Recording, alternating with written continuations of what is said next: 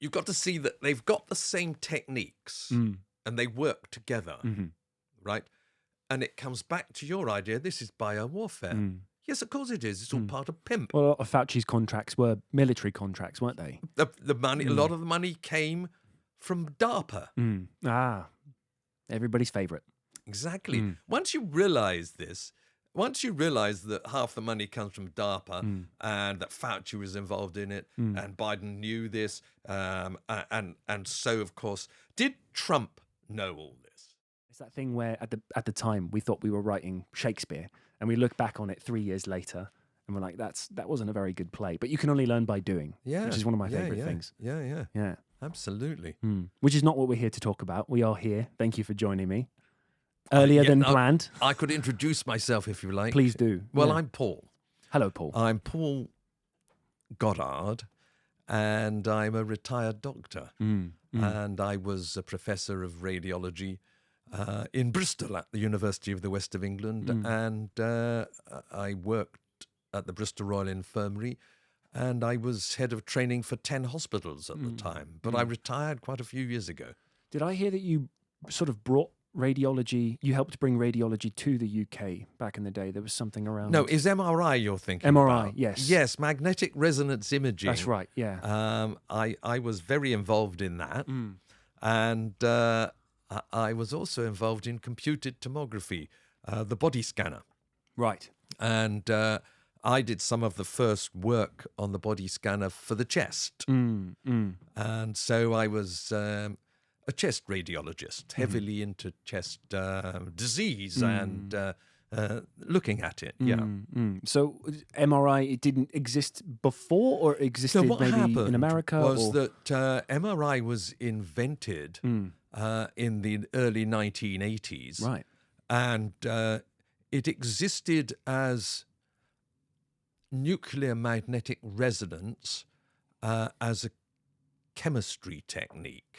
So you could use this this technique for devising exactly what pure chemicals you'd got. But there was a guy in America who said, hey, couldn't we use this for imaging? And he was pilloried for a while as being an idiot. As they usually are. Yes. And his name was Raymond Damadian, and he was a doctor. So he set about trying to make such a machine, and he succeeded. Meanwhile, there are a couple of other people who had, one of them, Paul Lauterbur, had been one of the people very rude about him. And yet he managed to get some of the patents, Paul Lauterbur, and he did that. And over in Britain, there was another person, and between the three of them, they managed to devise the first effective MRI machines. When they did the Nobel Prizes, of course, they only gave it to two of them. Right. Peter Mansfield from over here, Paul Lauterbur from America, but not Raymond Damadian. And they said it was because he was too commercial. Right. And I found that very confusing because Paul Lauterbur and Peter Mansfield were also very commercial. Well, it turned out that Raymond Damadian had got some of the very earliest patents, and all of the big companies had ripped him off. So eventually he sued them, and he won. And that obviously they didn't like that too much. It's nice. It's sort of, he got something out of it. Yeah, he did, but he didn't get the Nobel Prize, which he deserved. But was it eventually used for one particular part of the body, and then it sort of so expanded? MRI at that time was being used as for research. But what we did down in Bristol is we raised the money for a machine for the NHS. And I'd been, in 1982, I'd been offered a job up in Manchester and running an MRI unit. And they said, well, but we're only going to use it for one thing. I said, well, what's that? They said, the failed back syndrome. Failed back syndrome? Yeah, exactly. This is people who'd had back surgery and it hadn't worked. I said, I don't want to upset you, but it sounds like a very interesting job running the MRI. But aren't you actually going to look at a lot of other conditions as well? Because I think this is going to be used from head to toe. They looked at me and they said, no, it's only going to be used for this. It might be used in other places for the heart. I had quite a few when I was growing up because I had surgeries on my shoulder. Yes. Because I had a birth injury. Yes, and right. I remember I was in and out of them. It's called a brachial plexus injury. That's right, brachial plexus injury. Yeah, so it's the nerve damage essentially in the shoulder. Right. So I had, I think there's a few surgeons. You see, if your arm gets pulled and it pulls on the nerves there, that's exactly what I was happens. essentially too big. I should have been a C-section as a baby, but Yeah. wasn't.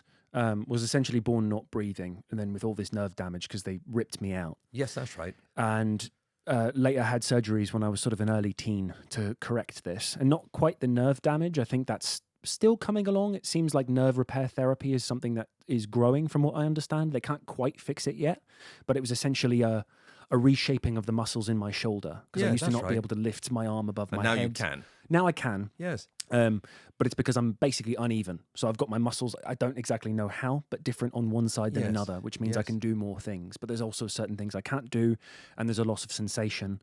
But from what I understand about all the crazy things that are happening with science and technology, and now AI is doing all these things like protein mapping. Yes. We're sort of coming along quite quickly to the point where... Yes, that's true. Yeah. That's true. What was it? The So you had lots of MRIs. Well, loads when I was a so kid. when we set up the MRI in Bristol, we opened it up for use all over the body, and we managed to do quite a lot of things which nobody had done before. And one of the things I did was rip it away from the control of the physicists, which I'm afraid they didn't like very much. Because the way I did that was simply by creating a chart and saying this is what the parts of the body look like on MRI using different sequences. And is it black? Is it white? Is it grey scale? Is it just grey? Were you sneaking in patients to test all this out and take images? Well, we did them on protocols. And one of the things, for example, we did was I said to the eye hospital, is there something you would like us to study? And in particular, something which is a mass effect, but lots of them. And they said, well, what about thyroid eye disease? And it turned out that when we did it, we were the first people in the world to even think of doing a study of thyroid eye disease with MRI. And the papers we wrote then, not just in thyroid eye, but in all the others, they're still all quoted. But so I made this chart, and a drug company called Shearing said, could we take your chart and send it around the world? So I said, yeah. So they took it, they sent it around to 2,000 MRI units, all of the units in the world, and everybody started doing it all my way. Wow. It's quite interesting. So then how did those images, those scans help amend or reduce the impact of thyroid eye disease? Thyroid eye disease. Thyroid eye disease, sorry. Thyroid, Oz. when you get a bad thyroid, sometimes it's an autoimmune disease that affects the eyes as well. And when you see people with their eyes that popping right out, that's usually what they've got. There's a very famous actor called Marty Feldman. He had one eye going that way. Yeah, I remember this. Yeah. Right. And always used to make us laugh looking at him. He had thyroid eye disease. So then how has that sort of progressed? What have they done to be... So what the thing that we discovered was that you could actually work out not just the physical presence of the enlarged muscles, but how inflamed it was. And we were able to show that one of the best ways of treating this was to treat the inflammation early. And you could see whether or not the treatment was working. You could do all of that with MRI. Yeah. So is the way you treat that style of inflammation different from other styles of inflammation? Because that's a big thing people talk about nowadays, is inflammation in the body is sort of the root cause of kind of every problem. Yes. So how would you particularly go about... Well, you can use steroids, of course, which you can use everywhere. But surprisingly, you can use radiation. You can use radiotherapy. So yes, there's lots of different things. As soon as you realize that this is an active inflammation, instead of saying, well, what they were doing previously, they were saying, we'll wait until it's fixed and then we'll decompress. So that leaves the people with terrible condition. But if you get it early and you treat the inflammation with whatever method you want to do it, you can actually improve the lot of them. But this is only just one thing that we did. We looked at the whole body. We looked at the brain. We looked at the spine. I showed that if you were looking at the spine, you should always look at the whole spine. If you looked... You'd only look at a portion of the spine if you were going to... Yes, quite often people thought there is spinal cord compression, and I know the level, so I'll look at that level. Well, no, you might be right. There might be compression at that level, but there might also be compression at a higher level or lower level. Yeah. So look at the whole spine.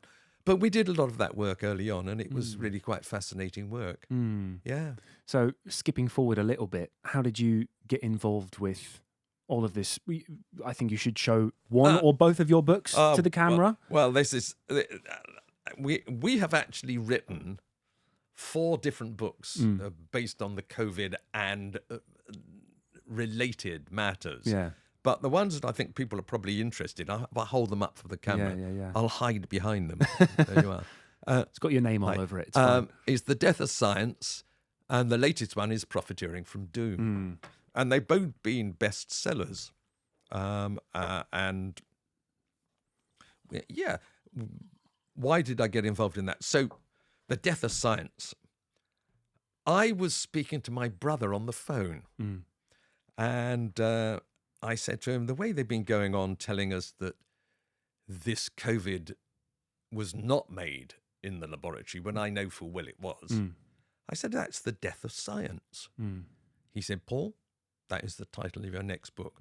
I spoke to Gus about it, and he agreed completely. He said, yes, it's the death of science, and he was totally in on the project. So we recruited other people, and we wrote the book. I'd already written Pandemic. I wrote Pandemic by the summer of 2020. So, and I came out and just in time. Well, yes. Well, I've been giving lectures. See, the thing was, I've been giving lectures on plagues, and my last but one slide, this is before the COVID, my last but one slide said, forthcoming pandemic, novel coronavirus. This was back in 2017. 2017 and around that time. And how did you know that? Yeah, that was just research. If you looked on the internet, you could find that people were warning about novel coronaviruses. They were researching into them, and they were doing a lot of gain of function studies. Now, gain of function studies, if anybody wants to look this up, of course, they can read the book. Yeah. On the other hand, they could just look up gain of function studies online, and they can read about gain of function studies. So basically, gain of function studies are you take a virus and you adjust it to do something you want it to do. From what I've understood, you are making it more contagious and more dangerous. That is how it's now described, but originally gain of function studies were just changing the function. So if you made a virus into a vaccine, you were doing a gain of function study. They redefined it when it was banned. It was banned in 2012. This was back when there was labs in the US, and there'd been a couple of leaks, if I'm not mistaken. There'd been a couple of leaks in different, maybe more than a couple. More than a couple. More than a couple, and Obama said no more gain of function, and so they moved all of their labs over to China, one of which was the Wuhan Institute of Virology. Well, not just to China. They put... just out of the United States. Out of the United States, where they would not be under the control of the administration.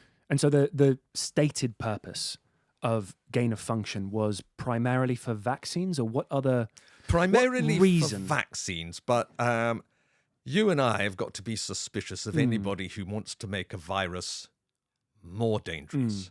And when I've told this to doctors, they've said, surely nobody would make a virus more dangerous. And they can't believe. They find it that they have a problem of what I would call cognitive dissonance. You see, if you basically believe in human beings being nice creatures and want to help people, you find it very hard to believe that there might be some people who want to make a virus or a disease worse, right? And doctors are basically nice people who want to help people, right? So when you say, actually, yes, they've been making viruses more dangerous, they don't want to believe you. Yet you can give them... That's what I've never understood, is that they always give the definition of what gain of function is, but I've never heard a single reason given on behalf of Fauci or anyone so you like can that give why. incontrovertible evidence. This is what they've been doing. Yeah. And then they have this terrible cognitive dissonance. And they then don't know what to believe. And that is hard for people. Right? I'm just talking about doctors there, but it's true for everybody. Yeah. Okay, so the evidence they give, they say we must get ahead of the viruses and make vaccines against them. Yeah. Well, these are viruses that would never have existed if they hadn't made them. Yeah. So yes, you still haven't got ahead of them because you just made them and then you made a vaccine. So you're still behind them. It's not a clever thing to do. So here's one reason they're trying to make a vaccine. Here's another reason they like playing God. You know, if you can make a new living or semi-living creature, that makes you feel powerful. Or the most likely reason, which is becoming less and less controversial, I think, by the day, is that... It's known as biowarfare. Biowarfare research, which is banned in several countries. I think there's international pacts and agreements about it. And so you just give it a different name. You say that it's to make a vaccine, but you know full well it's not. Now, why would you dream of giving that to China? Well, and who would do it? Well, let's go back to 2012 again. In 2012, why did they ban it? Well, in 2012 in the Netherlands, there was a group of people with money from Fauci in America, right, who took an H5N1 bird flu. Remember that? H5N1 bird flu. Well, that was in the news a few months ago, wasn't it? Absolutely. Yeah. So what did they do with this H5N1 bird flu? They made it infective for mammals. How? They put it through ferrets. Ferrets have very similar immune system to human beings, so they made it infective for human beings. Clever research. So clever that Fauci awarded them more money and set up laboratories all over America doing it. And despite the fact that they were doing gain-of-function research for coronaviruses in Wuhan, we didn't have a vaccine for a year and a half until the pandemic. We didn't. They might have. But if they were doing so much gain-of-function research specifically for the purpose of vaccines, why did it take so long for us to have a vaccine? Yes, I'll tell you. So this gain-of-function study work was so dangerous that they put a moratorium on it, right? Because it kept on escaping from the 60 different laboratories in America, right? And the one in Canada. Yeah. Specifically the bird flu. That was the bird flu. Okay. Right. H5N1, which, don't forget, was not a danger to human beings and didn't spread amongst human beings. People would say, was a danger. People died from it. 50% died. Something like 50 people over a period of 10 years, 5 people a year. Compare that with the seasonal flu. Hundreds of thousands of people. Yeah. Right. So here's H5N1. Leave it alone. It's not going to be a problem. What have you done? You've made it infective. Now it's starting to get away from the laboratory. Right. And I'll come back later to the business of it being around now in cattle, etc. Right. I'll come back to that because that's important. So Fauci has decided he wants to do work on coronavirus. And he knows that they're doing some of this work in Wuhan. A lady called Shi Zhengli, known as the Batwoman of Wuhan. Right. Yeah. And she's taken 200 different coronaviruses that she has collected from a bat cave 1,500 kilometers from Wuhan. Yeah. This is not something that flies there in a bat to a wet market. Yeah. It's the wrong time of year and everything. I can't help how many aspects of this sound like a Marvel comic. I know, it's just The Batwoman sounds like... I know, Yeah. exactly. I play on that Yeah. in The Death of Science and in Pandemic when I wrote it up, because I knew that she was doing this. Right. When in September 2019, they had developed the COVID, right? They had also developed 2 vaccines. And they had them patented by the February of 2020. And you can look that up online. Well, this sounds very similar to the timing of, what was it, Event 201, which was the experiment where they sort of gamed what it was going to be like if there was a worldwide pandemic, and that was pre-COVID. But they also knew that they'd been studying this. And of course they did. And so how did it escape? Well, if you've got a vaccine, what you like to do is test it. So what we in the Western world do is, if we test it on animals. What they do in China is not the same.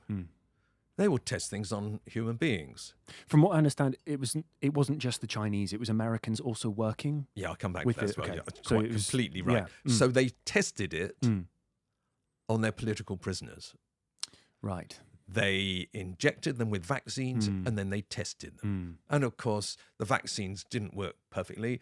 They only worked about 50%. So half the time people went down with a nasty flu-like infection, which was the COVID. Half the investigators caught it, went down to the main hospital. They were worried. They talked to the authorities. They're told to shut up. An ophthalmologist who was a junior doctor discovered this was going on. And he thought, I've got to tell people, I've got to warn them. When they discovered he'd warned people, he was the first person who started talking about it.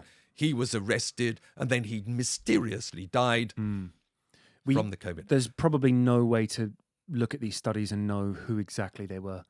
I imagine there's maybe a few Uyghurs that have gone missing in China. Okay, yes, people have gone missing. People have gone missing. A lot of the you can't get hold of any of those virologists now. They were known before. All their phones went dead. The whole of the Wuhan Institute was closed down. There are 4 laboratories there, not the one. You said the Americans. Yes, of course. So the reason that the Americans came in, people like Fauci, and said, you are a right-wing, bigoted fascist if you say it was made in the laboratory, was that they made it in the laboratory. And when I say they made it, he didn't personally make it, but he gave the money to Peter Daszak. Peter Daszak worked with Shi Zhengli and a guy called Ralph Barrick, and they gave the technique over to the 4 laboratories.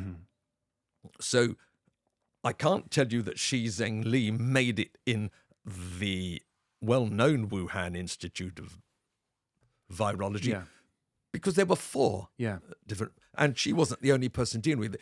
But the way of doing it was definitely created by them, and they definitely did this work of injecting their prisoners. And I've got first-hand witnesses' accounts of this.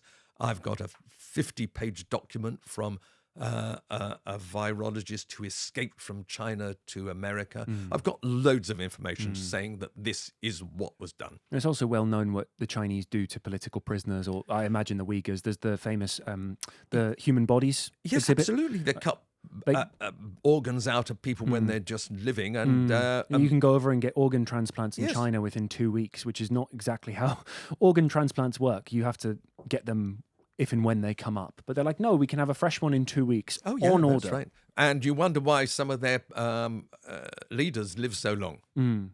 Well, so why were they doing it? And Did they want it to escape? No, I think they didn't want it to escape. You think it was So accidental? am I a conspiracy theorist? Mm. My answer is I'm a cock-up theorist. I believe that this was a big cock-up. Mm. And It does seem like that, yeah. yes, Mm. do I think that eventually they would have used it against us? Oh, yes. Mm. Oh, yes, I do. I think they wanted to direct it against certain people and have all their people vaccinated. Mm. And then if that had worked, they would have then tried it on whoever they didn't like. Mm. And so why do we talk about this thing when it was 7 years ago? I mean, that's when they were, I mean now, it's nearly 7 years ago that September, isn't it? And the answer is that the problems with COVID have not gone away, in so much that there are still fresh batches of it coming around. One of the reasons is, of course, they're still making new versions in the laboratories. You think, no, they can't be. Pfizer were caught out actually making new versions of COVID. They said, well, we've got to do that in order to get ahead. That was the argument always. And all you managed to do was create more viruses. Yeah. Yeah. Well, now there's all these contracts in the UK and the US for mRNA vaccines as well. And supposedly that's part of the argument that it exacerbated the people that were using this type of vaccine, and that they were trying to before, but it wasn't quite there yet. And now, oh, it worked. Look how good it worked. So now all of our vaccines are going to be mRNA. And isn't that awful? It's loads of problems. Yeah. What the problem is, it's not a vaccine. It's not even a vaccine. Yeah. Now, why is it important to the pharmaceutical industry that they called it a vaccine? Because if it's called a vaccine, they're protected by a law created in 1986 in America. Yeah. They cannot be sued for damage. This is terrible. Which I understand. The thing that confuses me, I understand that for America. I don't really understand it for here, because we don't have I don't immunity for understand vaccines. that either. Yeah, so But there should be more of an inquest into but this, when- because we can do something But when the about it. COVID vaccine, when they agreed they would make vaccines, they made the British government pass a law saying that they couldn't be sued for damage. Right, okay. So they made us pass a law. So Or they we've got the wouldn't same thing in provide us. 2020 or 2021. They wouldn't provide us with the vaccine. Well, there we were, if you remember, in late 2020, saying, oh, they're making a vaccine. That's very quick. Late 2020, we had no idea. Well, most people, I say, I had no idea, but most people had no idea that the Chinese already been vaccinating people. And for reference, for listeners, how many other, you've been a doctor for quite a long time, how many other places in medicine do people receive immunity for a medical product or medicine? I don't think there's any. I don't think there are any. I think this is the whole point, that this is breaking all of international law. And the idea of making such vaccines mandatory, this is completely against all of conventions and ethics. In the ethics, when you do something to somebody, they must have informed consent. I don't think making something mandatory and just stabbing it in somebody's arm is consent in any way. There were people I know who were forced to have the vaccine, otherwise they were going to lose their job. I know people who lost their jobs. Most of them were people in care homes and care. Military, I think, was a big one as well. Yes, yes. This is utterly appalling. Right, saying, look, we're in charge. You've got to obey orders. We're vaccinating you. Right. Now, we can talk about vaccines generally.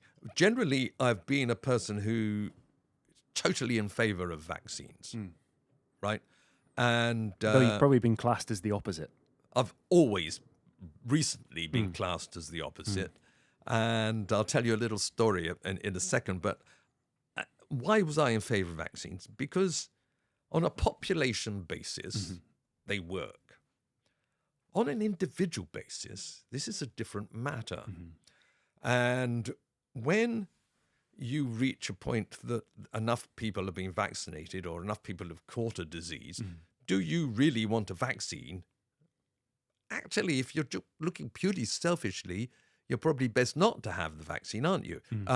If you're not going to get it, if it's highly unlikely. So there are conditions like measles, which the vaccination only works if 95% of the population are vaccinated, right?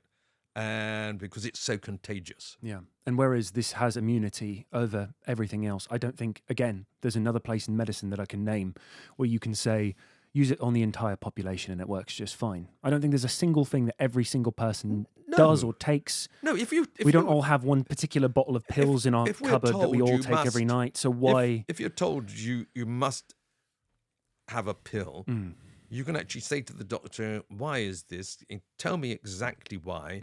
I want to know why I personally need to have this. Tell me all the risks involved. Yes, that's right. Who does it affect? So people say, well, were you vaccinated? As if somehow, yes, I was. I had the badge of COVID honor. vaccine. I had the COVID. Yes, that's right. Oh, worse than that, they'll say, if you're not vaccinated, I don't want to be near you because I might get infected. I believe it's totally the opposite way round. I do believe it's the opposite way round because if you are vaccinated against COVID, then the virus has to mutate, right? So you become dangerous. If you've got the virus at all, you've got a mutated virus. So if I wasn't vaccinated, would be the one who'd catch it from a mutated virus, and I might already be immune to the original virus. Anyway, so I had the 2 AstraZeneca, which, by the way, were then withdrawn because AstraZeneca admitted that they'd discovered it was causing vascular thrombosis. We're talking clots in veins, particularly in veins in the head. Right. And you can't recall something that they've injected into you. No, that's too late. So AstraZeneca, they recall that. Right. Too late to suck it out your arm. So then I had to have a third, which I didn't want, which was an mRNA from Pfizer. Why? Because we were going abroad. The only way we could travel was to be vaccinated. Yeah. And in my own story, I'll tell you that I caught the COVID in January of 2020 from a Chinese lady who was over from China. Don't forget, they were telling us then it wasn't spreading person to person. The Chinese were saying that. That's not what she was told a week before. She was told, don't come back. She'd come over a week before. Don't come back. She was due to go. No, don't come back. The virus is spreading like wildfire. I've heard different people talk about this, that generally, in the case of an epidemic or a pandemic, you actually want herd immunity. That's the best thing you can hope for, especially if it's not incredibly deadly. Like we were told COVID was, but it turned out COVID wasn't. Yes. And for some reason, which I still don't fully understand, they flipped that on its head as well. We were talking before the podcast about how many things they sort of got into people's heads before you could, the fact that it was a vaccine when it's not traditionally a vaccine. It's a sort of a gene therapy, but some people push back against that name as well. No, it is definitely gene therapy. Why, in any other case, it seems like we would have had herd immunity because that's actually the best thing. And then you've got Fauci, which you can still go and look up him saying that, it doesn't actually stop the spread because once people started getting vaccinated, they found out that it didn't stop the spread and people would still get COVID anyway. There was a paper in Lancet in 2020, I think about 2021, so it came out in 2022, saying that people who were vaccinated were spreading it more. So it didn't stop the spread. It's not surprising because in the first 2 weeks after being vaccinated, you're more likely to catch the COVID. And do you know what they did to improve the figures? They said for the first 2 weeks, we're taking that as being not vaccinated because the vaccine hasn't worked yet. Well, that's not fair. Yeah. So they added the extra cases that you get because people are more likely to catch it. They added that to the non-vaccinated. And then they took away the most dangerous period. That's not fair, is it? That's not scientific. That's just gerrymandering. That's playing around with the votes. And something our politicians love to do. You say, well, why would they do this? The money involved. The money, it's absolutely huge. So let's get on, if I may, to something that is vexing me at the moment, and that's the Hallett report. Yes. I know it's the same subject, but it's because it's still ongoing. Right. People will say, oh, well, forget about the vaccines. That was in the past. Well, actually, they're still offering them. But what about the Hallett report?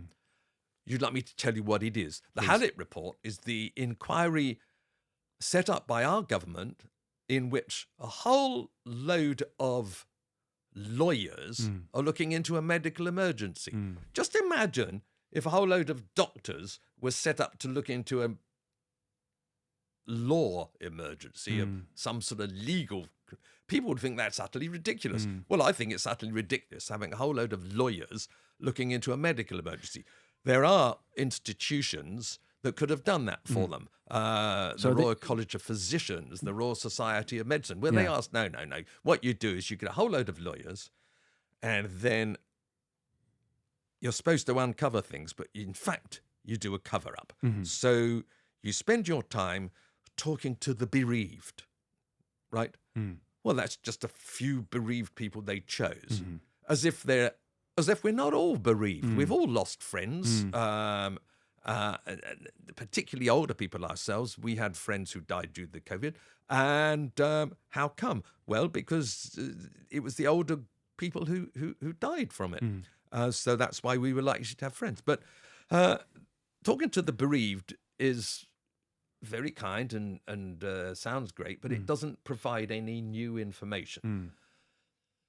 What we wanted to know, the first part of this inquiry, which, by the way, is still ongoing, is costing hundreds of millions of pounds. So the Hallett report is looking into which aspect? Is it looking into the contracts, or is it looking into the medical aspect, or the whole thing? The first part of it, the whole thing. Okay. So the first part was to look into why were we not prepared for the COVID? Well, okay. I've already done that in here. They don't need a Hallett report. They just need to read my books. I've already done it, and I didn't get paid a penny by them. But do they want to know what I say? No, they're not interested. When we ask questions, they cut them out. There's a group of us. If you look up the Hope Accord, you'll see some of the people who've signed pointing out that these things are dreadful and that they should actually stop doing the mRNA and stuff because it's not really vaccines, and the dangers of them are obvious but not studied well enough. Right. But the Hallett report, the first part, why weren't we ready? Well, this was a brand new virus, right? So one of the reasons we weren't ready is that it was made in the laboratory over in... It wasn't something that I don't actually know how sort of viruses are tracked. I imagine viruses are sort of tracked when they know there is something, which is quite different than something being whether it's a bioweapon or not, whatever you want to call it, something in a lab. How could you possibly know? Well, exactly. So one of the things you do is you look at the antibodies. You can see whether this is new by taking blood from people who live around the area. And if they've got antibodies to it already, then the first case that you think is the first ain't the first case because other people already got antibodies. Right. There were none. In the first SARS in 2003 and in the MERS in 2013, something like that. Right. There were lots of people around who already had antibodies. These were natural, whereas the one in Wuhan clearly wasn't.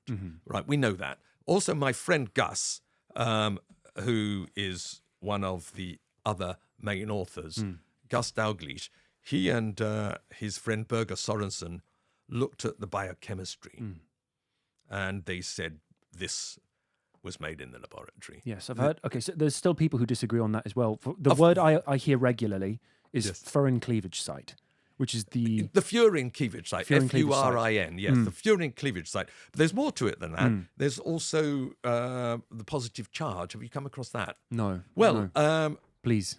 The virus itself, as well as having a furin cleavage site, which allows it to go to very specifically to pneumocytes, that's lung cells. In addition, there is a high positive charge all the way over the virus, much higher than normal, at least twice as high as any normal coronavirus. Well, the cells of our body are all negatively charged. Right. So what does that mean? It means this can stick to any cell in our body, which explains why it's not just a chest infection. It's not a matter of an evolved version of coronavirus that doesn't. No, it couldn't it's make quite any sense. impossible. And it was, and you could say, well, it depends on how you mean evolved. If you mean naturally evolved, no, it's certainly not naturally evolved. When they put it through the humanized mice, they used as well at the same time viruses that they stole from Winnipeg. A Chinese virologist, she stole 3 viruses from Winnipeg, sent them through the post. Through the post, where they could have broken open, right? But sent them to China. Very official protocol. Yeah. It broke all the rules, and she stole hantavirus, which has come into the news recently, Ebola, which has come into the news recently, and AIDS, which has always been in the news since 1980. Right, she stole those. When they discovered this, she was deported. Now, I think she should have been in jail for 30 years, right? Because to my mind, that is as bad as stealing an atom bomb. Possibly worse, because a lot of people have died because of it. And these were passed through the mice. Now, what is you know what a humanized mice are? I've heard this a lot, and people have made a lot of jokes about it. And I sort of imagine a mice with human feet or something like that. Okay. I understand you've slightly changed the DNA of the mice to reflect. That's right. One of the most famous ones was a mouse which had a human ear stuck on it. Yes. Yeah. The ones that they're using most of the time just look like mice. All you've done is change their immune system or change something else. And you change it so it's like human immune system. And do you know you can actually buy them online? Can you? You can. So you could do this research. Quite a terrifying pet. You could do this. Yes, terrifying. I don't think I want a mouse with a human ear. No. I'll stick with a dog. Or human anything. You could do some of this research in your kitchen, but you'd probably die. So I wouldn't do it. I'm just saying it's feasible, but you'll die. So the vaccines, coming back to the Hallett report. Yeah. Firstly, the vaccines came up in the second part of the Hallett report. In the first part, why weren't we ready? So you'd want to know where it came from. That could be a reason we're not ready. They refused to have that question asked. The lawyers closed it down. What sort of inquiry is that? Right. Okay. They said the reason we weren't ready was that we prepared for the wrong pandemic. We prepared for flu. And it wasn't flu. That was why we weren't ready. Oh, my goodness. This is as near as flu as any virus apart from flu. Right. If we'd been ready for flu, we would have been ready for it. Why aren't we ready for flu? Can you answer that? What do you think? Why aren't we ready for flu? Why aren't we ready? Well, I know we've got flu season every year. What happens? They tell us they're being overrun, don't they? Every year they tell us the NHS is not ready for flu. Right. Don't come in. They say things like that. Okay. Don't they? Why aren't they ready?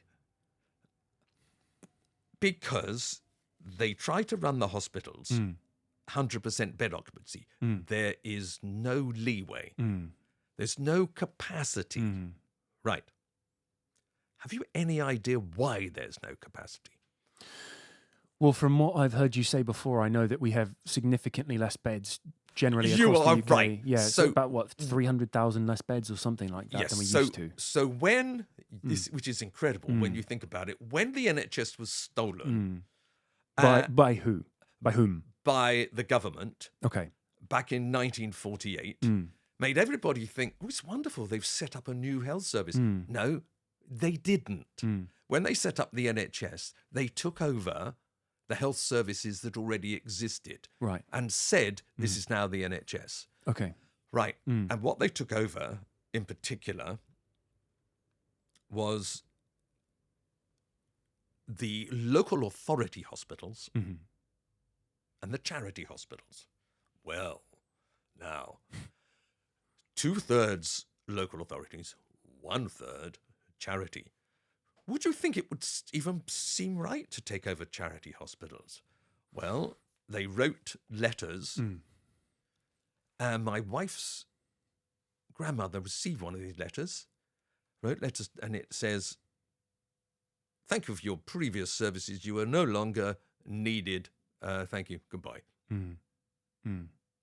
This is to the people who had raised all the money for the charity hospital. Yeah. The story I've been told is post-World War II, the NHS was created. And that was the story of the, I can't remember the name, the Windrush generation, right? Caribbean people coming over, sort of more ethnic minority people coming over into the UK to help build the NHS from nothing. Right. This is just not true. That's sort of the This is just mainstream totally idea. imaginary. The Windrush was not an official boat. The Windrush is often people think that the British government went over there and invited people. We didn't. The Windrush was a West Indian fellow who told everybody, "This is an official boat. Climb on board." Right. So this was a scam in the first place. Okay. That's nothing to do with the NHS whatsoever. The NHS was created from the already existing medical services. During the war, there was the emergency medical services. This showed them that it was feasible to do it. They took over, during the war, they took over the hospitals anyway, which meant that after the war, we can do this. The Beveridge Report in 1942, commissioned by the government at the time, Churchill, etc., they said we should have a national health service. In the Beveridge Report, he said that. And the government was committed to this. So whichever government was coming in, they were committed to doing it. The only difference, really, is that the Beveridge Report said it should be done on an insurance basis. And it actually, when it came in, it was done on tax. Right. This is actually a crucial difference. But what I point out is that when they took over these hospitals, they weren't theirs. They belonged to the local authorities and the charities. They took them over. They had 480,000 beds. The population was 50 million. Now we have a population of 70 million. Many more old people and 120,000 beds. So what's happened is the NHS just shrunk right down. Now, it is feasible to do this because of innovations that people like myself have done, bringing in CT, MRI stuff, and surgeons doing day case surgery. But none of this helps with the winter flu. None of it was ever going to help with the COVID. Why? Because, you don't need MRI to look at COVID. You don't actually need CT. What you actually need is get people into beds, give them a little bit of oxygen, and maintain them until they potentially get better. What you need is staff. You need free beds and you need staff. So they knew they needed the beds, so they set up Nightingale wards. They took places like hotels and exhibition centres, turned them into temporary wards. Right. But they never used them. Can you think why they didn't use them? When are we talking? During the COVID. They created a whole load of very expensive money was spent on... I remember we were supposed to get an app, a special app that was going to track our vaccinations. That's true. That's never not came to that. fruition. No. Well, they did do these things, but they didn't work. Well, we were all told to stay in our homes, right? That's so you true. wouldn't want... We were, yes. Even though I was vaccinated in a gym or something. Yes. I remember that, but it wasn't... They created you didn't these stay. Nightingale wards that they would put the people in. Yeah. They never used them because they had no staff. Why is that? Because from what I hear, Not because they'd cut down the hospitals from 480,000 beds down to 120. You're not going to have any... And so what do your staff do? Even if you've trained them, they've got to do something else. Which was not enough. We gave loads of applause to the NHS, but I don't think that helped them throughout the pandemic. From what I understand, the NHS is now crumbling because big pharma, say, American Big Pharma is coming in and taking over contracts, and most recently Palantir with, 330 million, which nobody really understands. So Right, they're I'll taking talk a little bit about but some of that's that. now. I want to know up until... Oh, that's we'll talk about Pre-COVID. that, right? I'll just finish to say, look, when we try to ask them in the second part about the vaccine injuries, they said, well, there are very, very occasional injuries. They wouldn't look at it. So the Hallett report, huge amount of money wasted, run by lawyers, completely the wrong people. Even if they got physicists in, I would have been happier. If they got chemists in, but don't get lawyers in to look at a science problem. I mean, just don't. It's too stupid. All right. So where did you want me to move on to? I wanted to understand, because you've been sort of within, you've seen sort of the NHS and things from within for quite a long time. And from someone of my generation, you understand that big American companies are coming in and taking over contracts for the NHS, but we don't you've really heard understand. of the military-industrial complex? Once or twice, yeah. Right. I don't think it's just that. Okay. I think you've got to add the pharma into it, big pharma. Yeah. Because it completely dwarfs the money involved in the military-industrial complex.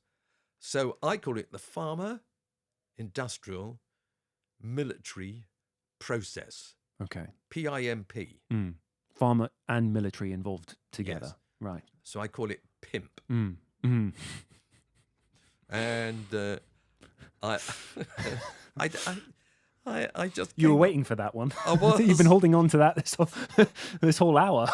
Yes, I had to come out with it eventually. That's it. Tell me about PIMP. You've got to see that they've got the same techniques and they work together, right? And it comes back to your idea, this is biowarfare. Yes, of course it is. It's all part of PIMP. Well, a lot of Fauci's contracts were military contracts, weren't they? The money, a lot of the money came from DARPA. Everybody's favourite. Exactly. Once you realise this, once you realise that half the money comes from DARPA and that Fauci was involved in it and Biden knew this, and so, of course, did Trump know all this? I don't think he did. No, I don't think I don't think anyone did. The thing, no.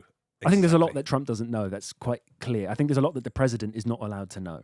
I think that's absolutely true. I want to explain for people, DARPA, we have talked about it on this podcast before. I didn't get the name right last time, but DARPA is kind of one of the most top secret military organizations. And the famous thing about DARPA is that they're 20 years ahead technologically from where we are. So we've all got iPhones. They had iPhones 20 years before whatever they've got now, which is some super highly advanced, probably AI-based technology we will have commercially in 20 years' time. Yes. But I'd actually make it 10 years, but it might be 20 years. But yes, they look at all aspects of military invention. Application, Applications. That was, I think DARPA was how Google started as well. Google started as a military project because the American government went, we need a new network to spy on people. And I can't remember what it was called. The Pentagon had a sort of very basic early stage network system, which was trying to replace their analog filing system. So they had computers that networked and sent files to each other quite a few years before we had them. And then Google came in and they went, oh, this has got perfect military application because now we can spy on people. And that's something everybody's talking about now is surveillance capitalism, but it began that way. It wasn't something that they applied later on. They started out. Oh, yes. And Microsoft was the same. They've been doing these. Anyway, the money came from DARPA as well as from NIH, the National Institutes of Health, to make the COVID. So we can say, why is the NHS now in such a bad way? Why wasn't it prepared? Well, obviously, what I've said is it's reduced enormously in size with 120,000 beds compared with 480,000. And what about the staff? Well, the staff has increased, but that doesn't mean that they're necessarily people who can do the things that are useful. There's huge numbers of management. Yeah. Huge numbers. There are more managers than there are beds.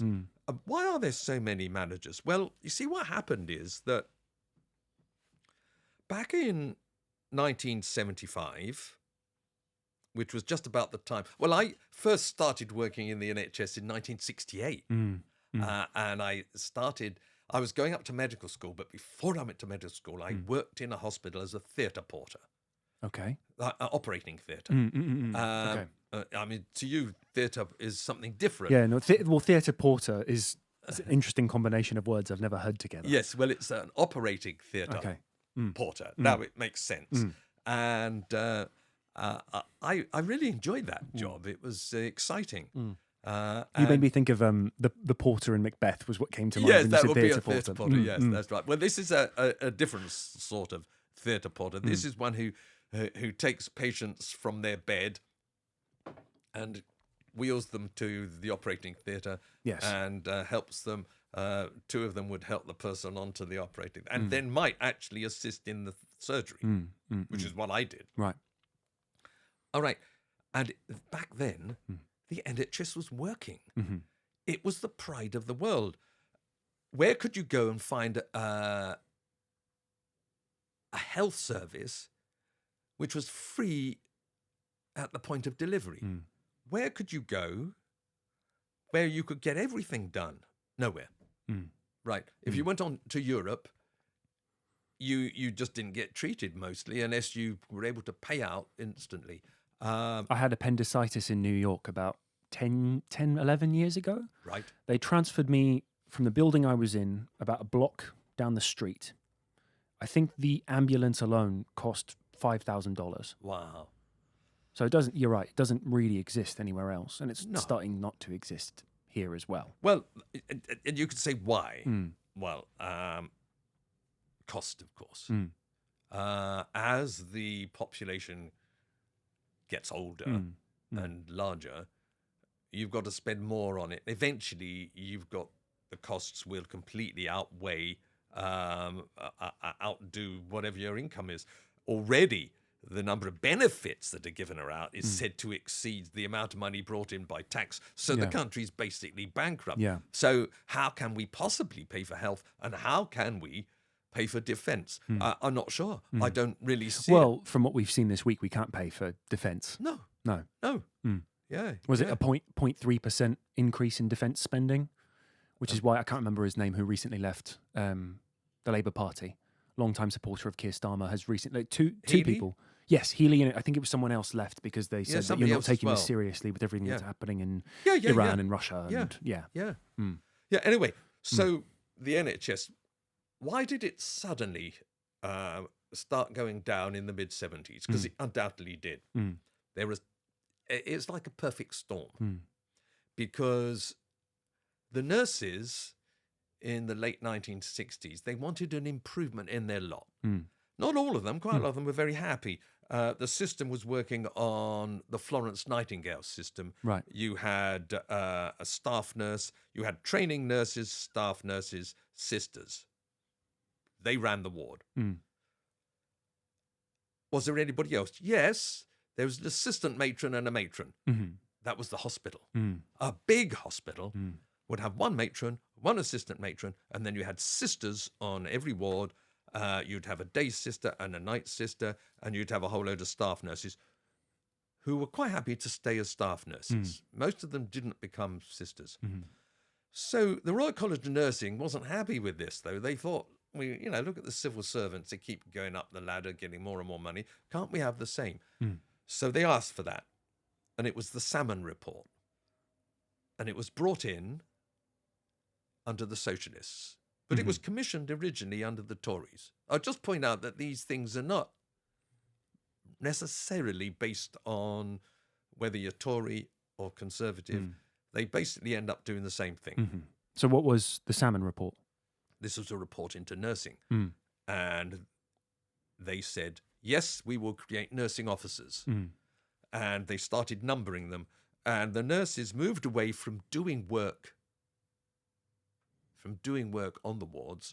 The most senior nurses became nursing officers. If they refused and said, I want to remain as a sister, because that's what they enjoyed and that's what they do for the rest of their life, they weren't.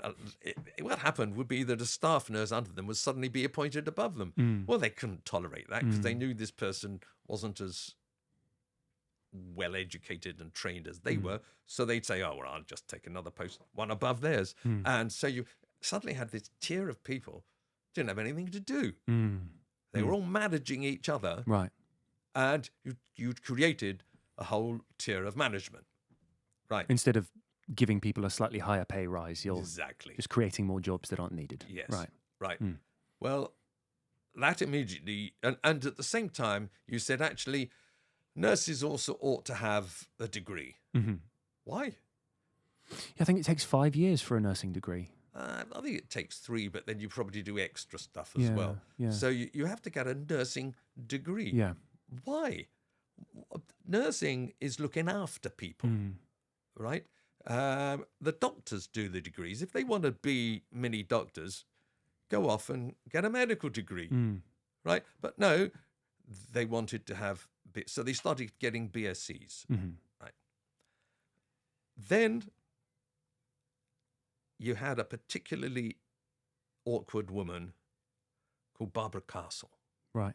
And Barbara Castle, she was Secretary of the State for the Department of Health and Social Security, and she wanted to be the first female prime minister.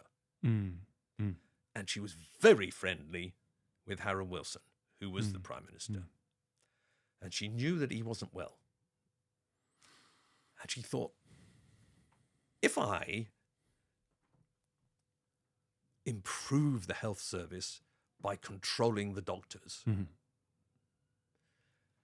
I will be the darling of the left wing.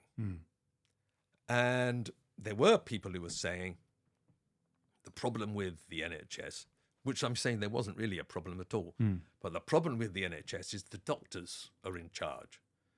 And they're too right wing. Okay. Well, first off, most doctors I know are actually quite left wing. Right. Why does it make a difference? It does if you're a trade union leader in charge of porters or nurses, or a trade union leader in charge of cleaners, right? You think there's got to be somebody who's our enemy. It's going to be the doctors. Right. So there were a few people who were saying, look, the doctors are doing private work in the NHS. That is queue jumping. Well, that was a complete misunderstanding of what private work in the NHS means. Private work in the NHS means that you do the private work, the money then goes into the NHS and pays for 3 other people to have. If you have one bit of surgery done privately, it pays for 3 other people to have NHS. So it's what we now have, which is private healthcare clinics and things. That was before that time. It was, yes, but we now have private hospitals all over the place. At that time, there were 2 private hospitals in the entire country. One of them was a trade union, the TUC's private hospital. So one was actually owned by the TUC and the other was just a private hospital. And all hospitals, NHS hospitals, had pay beds. And you could pay, if you wanted to have a nice room, if you're having NHS treatment, when you came in, you could, if you wanted, pay for that. If you wanted to have private work, you could pay for that. So there were different tiers that you could pay for. But they enormously supported the NHS. Right? And there was one other effect, which was that the rich people who came in to have private work, because basically only the rich people would bother to pay, because we've now got an NHS system. The middle classes won't pay. They much prefer to have it done on the NHS. So it's rich people coming in. They were very grateful for their, and they realised that it was partly available due to the NHS, and they gave millions of pounds to the NHS. They would endow whole wards. They would give CT machines, things like that. And Barbara Castle decided to get rid of pay beds, right? And she also decided to attack the junior doctors. She just hated doctors. And she got the BMA to sign a contract which gave the junior doctors a 40-hour week plus overtime, which sounded great because we were doing ridiculously long hours. I was doing a job that was 120 hours a week. I was up every day, every night.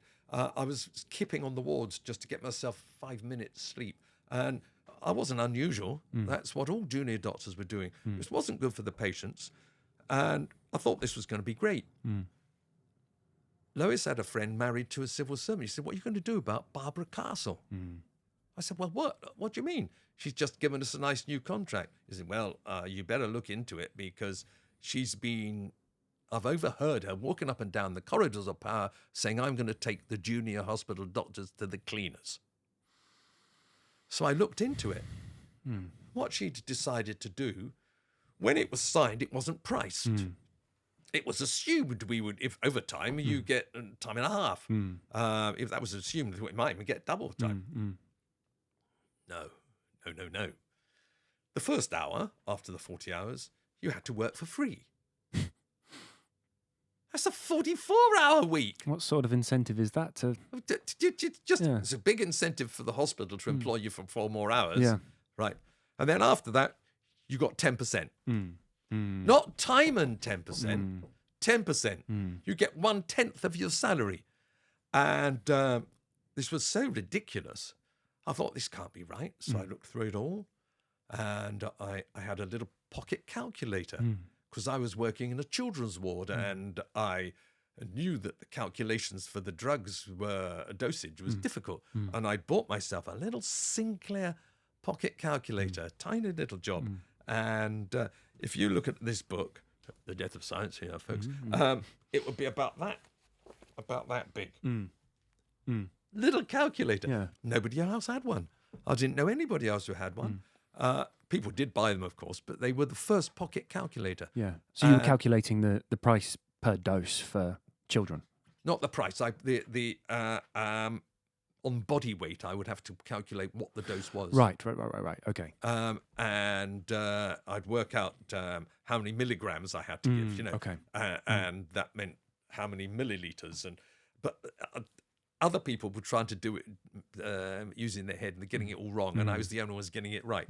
But I say that other people must have got it right, but there were lots of mistakes.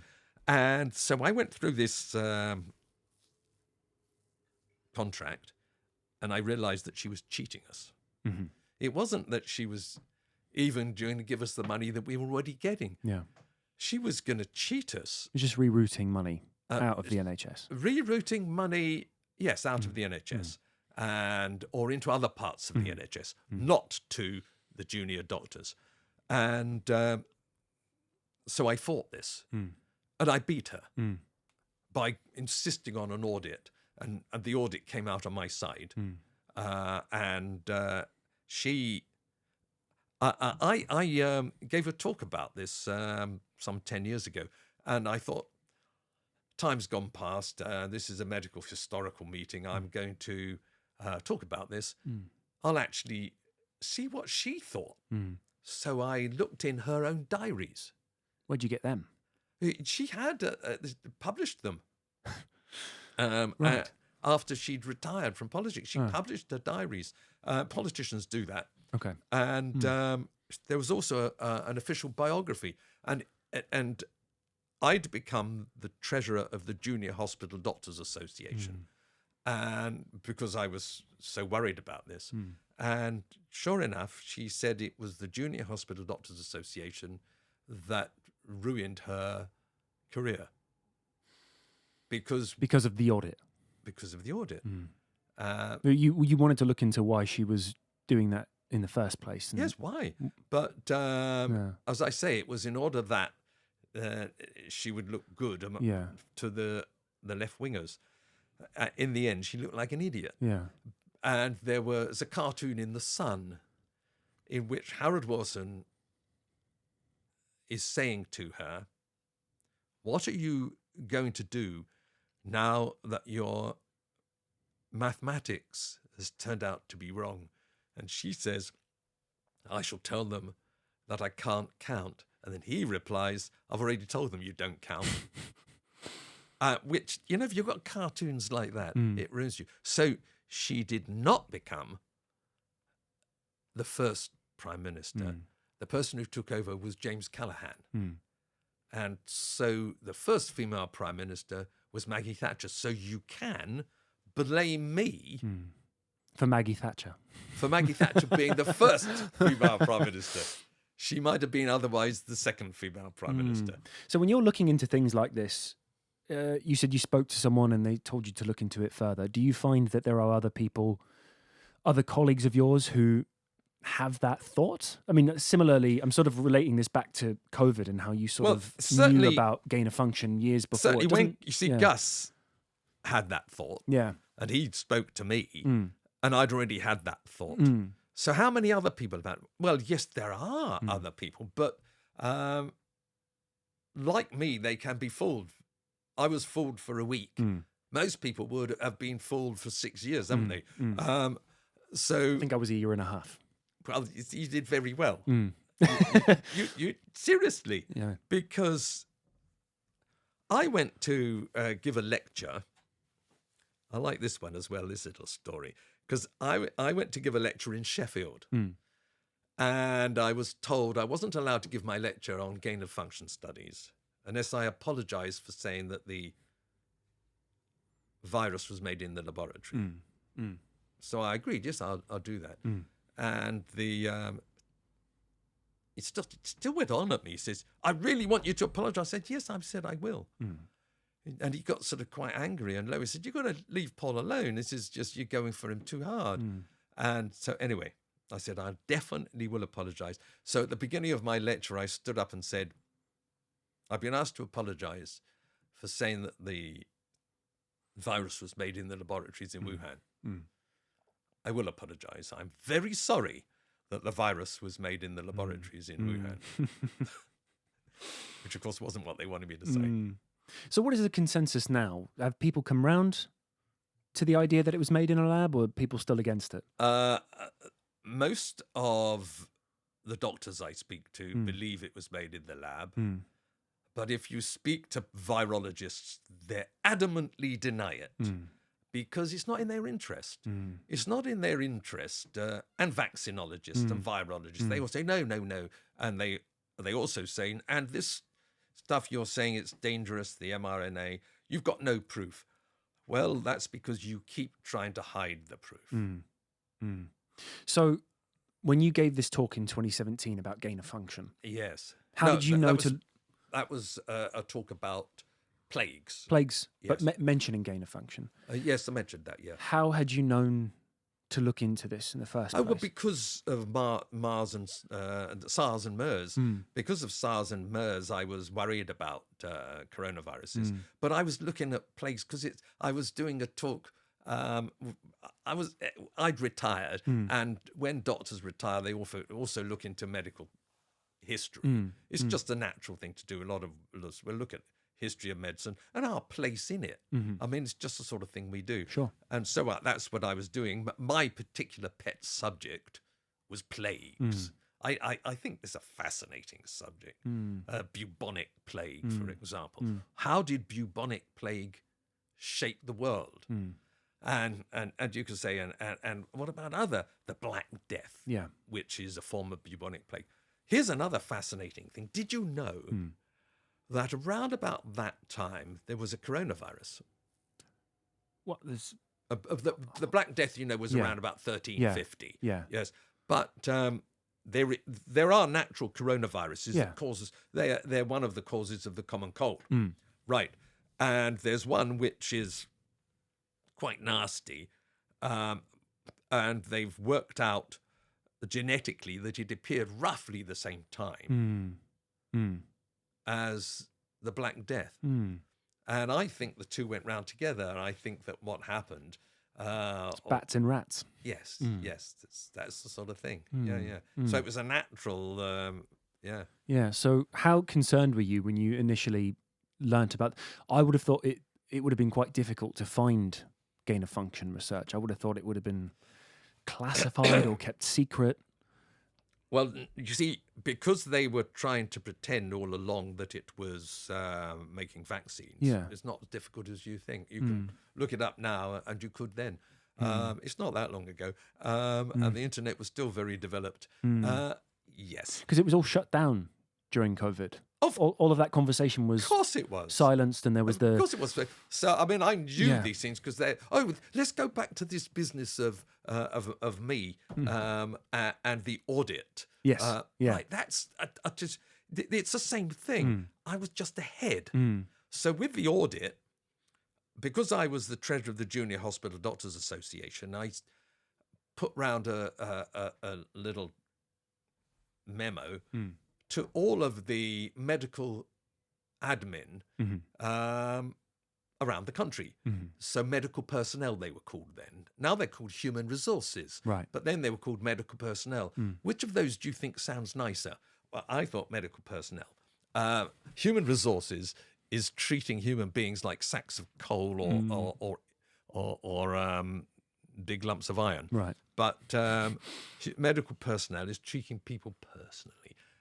So I wrote round to all the medical personnel, and they just sent me the information. And when I went to see the officials with the a big group of us from the Junior Hospital Doctors Association, they said, "Of course, we don't have this information, and of course, you don't either. You're just making this up." I said, "No, I'm not." And I said, "You don't think we've got it because you put a D notice on it." Do you know what a D notice is? No. It's now called a DA notice. This is when they say, for national security, you're not allowed to tell anybody. So the junior hospital doctors' salaries became something of national security. So I already had the information. I said, "Oh, actually, here it is." And I said, "You can keep those as well because they're photocopies." Because they were quite rare photocopies. They are photocopies. They said, "Oh." And that's why they had to do an audit, because I could prove I was right. Yeah, it sort of sounded like you had a top secret underground movement at the time passing around these secret photocopies. So then how did that play out? I'm saying it was similar with this business with the I was ahead. Yeah. I'd actually looked all this stuff out. Then when it happened, you couldn't find it. Yeah. So then when it happened, I mean, in 2019, Peter Daszak, who, as you mentioned earlier, did you mention it on the recording? I think I did. Yeah. Peter Daszak is now being indicted, right? Yeah, for his internal shredded emails, supposedly shredded emails. But of course he's had to do that, and he's been taking all his videos down and everything like that. Why? Because 2019 in the autumn, he said it was. I'm paraphrasing slightly. It was easy. It was easy to put the spike proteins on the coronaviruses, but it was difficult making the vaccines. That's 2019. Just when I said that's what they did. One of the reasons I knew they did it. Yeah. Can't find that now. So what was it like then when you already sort of knew that this was going to happen and you'd predicted it at the end of your lecture in 2017, when you were trying to explain this to people around you? Were other doctors willing to look into it, or they just thought it was madness? They were very interested, and but when it actually happened, they all turned against me. Until I gave the lectures, like that one in Sheffield, where they were telling me I couldn't talk. But then when I did, and they'd listened to my talk about gain-of-function studies, they said, "Do they really do this? Do they really take a virus and make it more dangerous?" I said, "Yes." "Well, why are they doing that?" I said, "Well, it's called biowarfare." Yeah, because from what I understand, I've mostly looked into it in the UK and America, there was a sort of era of silence around people who wanted to talk about what was going on but were scared to lose their license to practice. Yes, of course. Still happening. Still happening. They're not allowed to talk about any of this. There are still people being struck off because they've spoken like me. There are people who've been being struck off in this country because they've told people, "Look, I think the vaccines are dangerous and I wouldn't advise it for you." They get struck off. Now, actually, we're obliged to tell people things like that. If you genuinely think this vaccine is not for this person, you should tell them it's not for you. But you're not allowed to. And this is wrong. Yeah. This is terrible.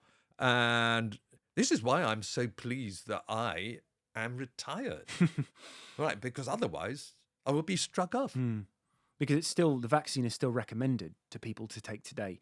I'm curious what your thoughts are on the myocarditis and everything that came after the vaccine, and now we're hearing about turbo cancers and things like that. Correct, yes. But it is, I think the reason why people have a hard time latching on to that as a problem is because it's such a small percentage of people who got that, but it is nonetheless actually, from the vaccines as opposed to COVID The itself. number of people who got myocarditis is small overall, but when you look at the group of people who got it, they were under 40, right?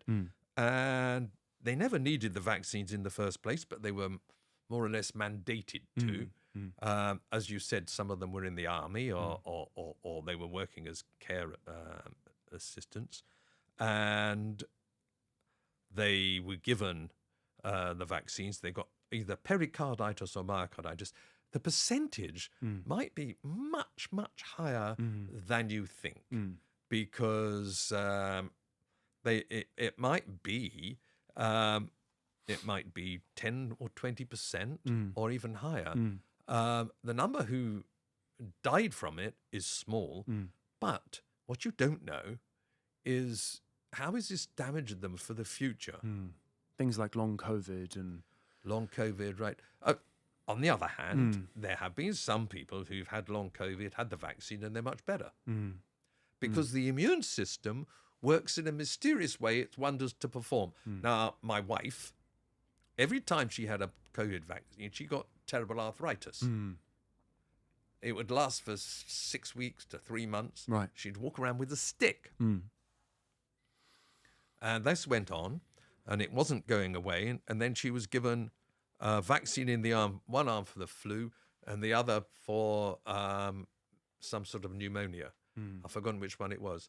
And like a switch, it turned it off, because the immune system, as I say, works in a mysterious way. And the problem from one vaccine was suddenly being turned off by another. So that was when she got the vaccine. If she got COVID, aside from the vaccine. Well, she then, but see, the thing was, Yeah. when we first got the COVID we both got in January the 26th, 2020. We know the exact day we met the Chinese lady. We went down with this lurgy. We recovered. I got angina from it, which has gradually disappeared. And Lois recovered. After we didn't get it again until we're vaccinated 3 times. That's important, because we've gone through then several waves of the COVID. We've not got it again. Why? Because we're immune. Well, supposedly you can get it when it comes back every year. I mean, I got it. Well, of course you can. Yeah. Especially if you've had the vaccines. 3 vaccines, and after that we got it 4 times. Right? Each time she got it after the 3 vaccines, she was getting the arthritis until she had the other vaccines, and she stopped getting the arthritis. It is very fascinating. It is much more complex than people think. The business of the mRNA vaccines are contaminated with DNA. Is this the SV40? And there's other stuff in it as well. Yeah. Isn't there? In every vaccine there is. I ask people, I say, what do you think happens when they stuff it in your arm? They say, well, it sticks in the muscle. I said, but they don't draw back. Have you noticed that?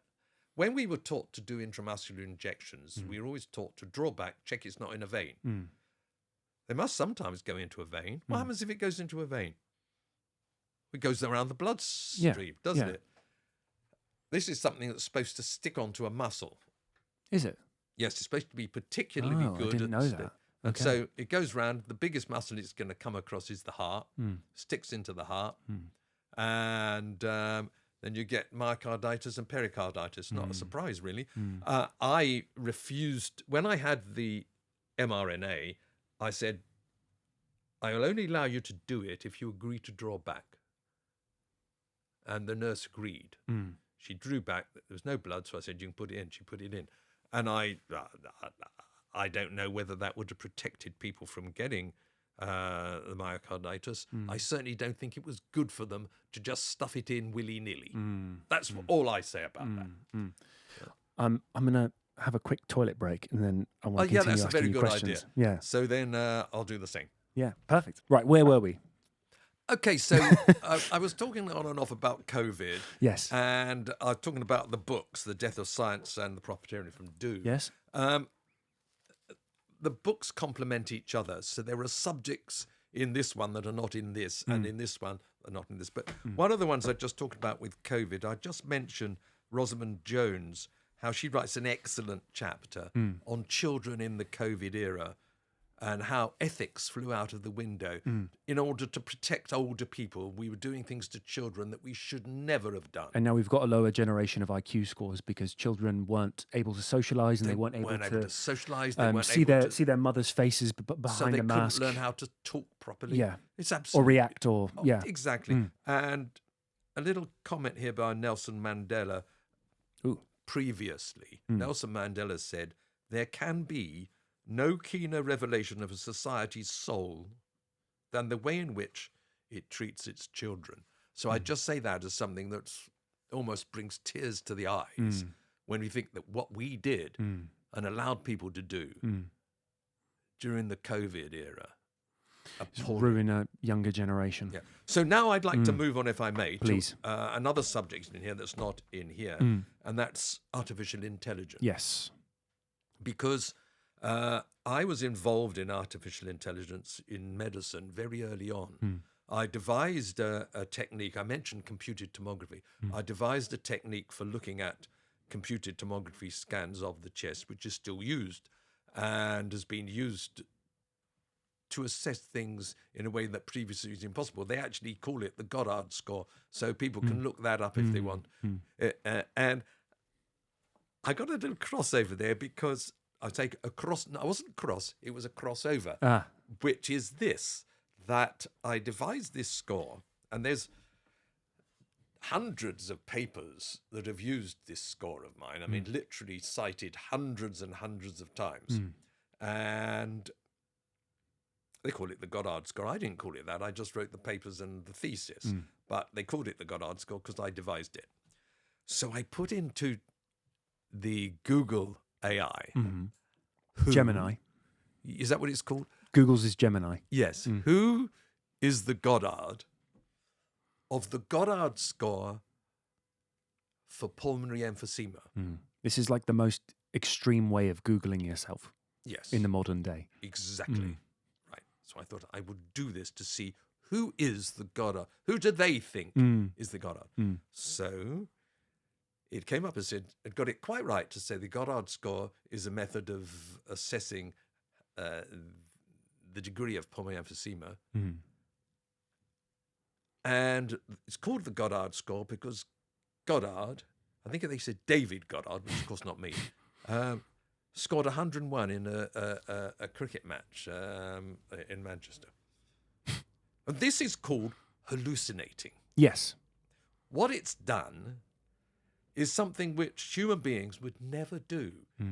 Nobody in their right mind would put together something in medicine, like a score for pulmonary emphysema, and the score in a cricket match, and put them together and say, this is obviously... Right, the words are similar. The meaning is completely different. When I have it hallucinate, it just completely makes things up. Of course it does. I Totally makes things up. I use it frequently for the post-editing part of the podcast. Right. So you can put the full transcript. You have AI create the transcript. Yes. And you plug it in. I use Grok, for example, Yes. because that's one that can actually read transcripts. Correct. And you can say, give me some good ideas for titles for this podcast based on our conversation. Yes. Search engine optimization, YouTube SEO is what you would use for when you look up YouTube videos, and I imagine what this one will be and what other podcast conversations you've been a part of. It's got kind of a catchy, clickbaity title. That's search engine optimization. So it's finding keywords and also trying to grab people's attention. Yes. Yes, absolutely. So you can use it for that. And what happened the other day was I was trying to find quotes as well. So the thumbnail for this video will be your picture something behind you, and then something that you've said during this conversation to sort of Yes. catch people's attention. Okay. And I was using this for a previous one, and I said, what are some catchy quotes that the guest said? And it came up with a couple of things, and they were potentially paraphrases or something entirely different. And then I went, no, that wasn't verbatim. Give me something verbatim. And it gave me something else. And I went, that definitely wasn't verbatim either.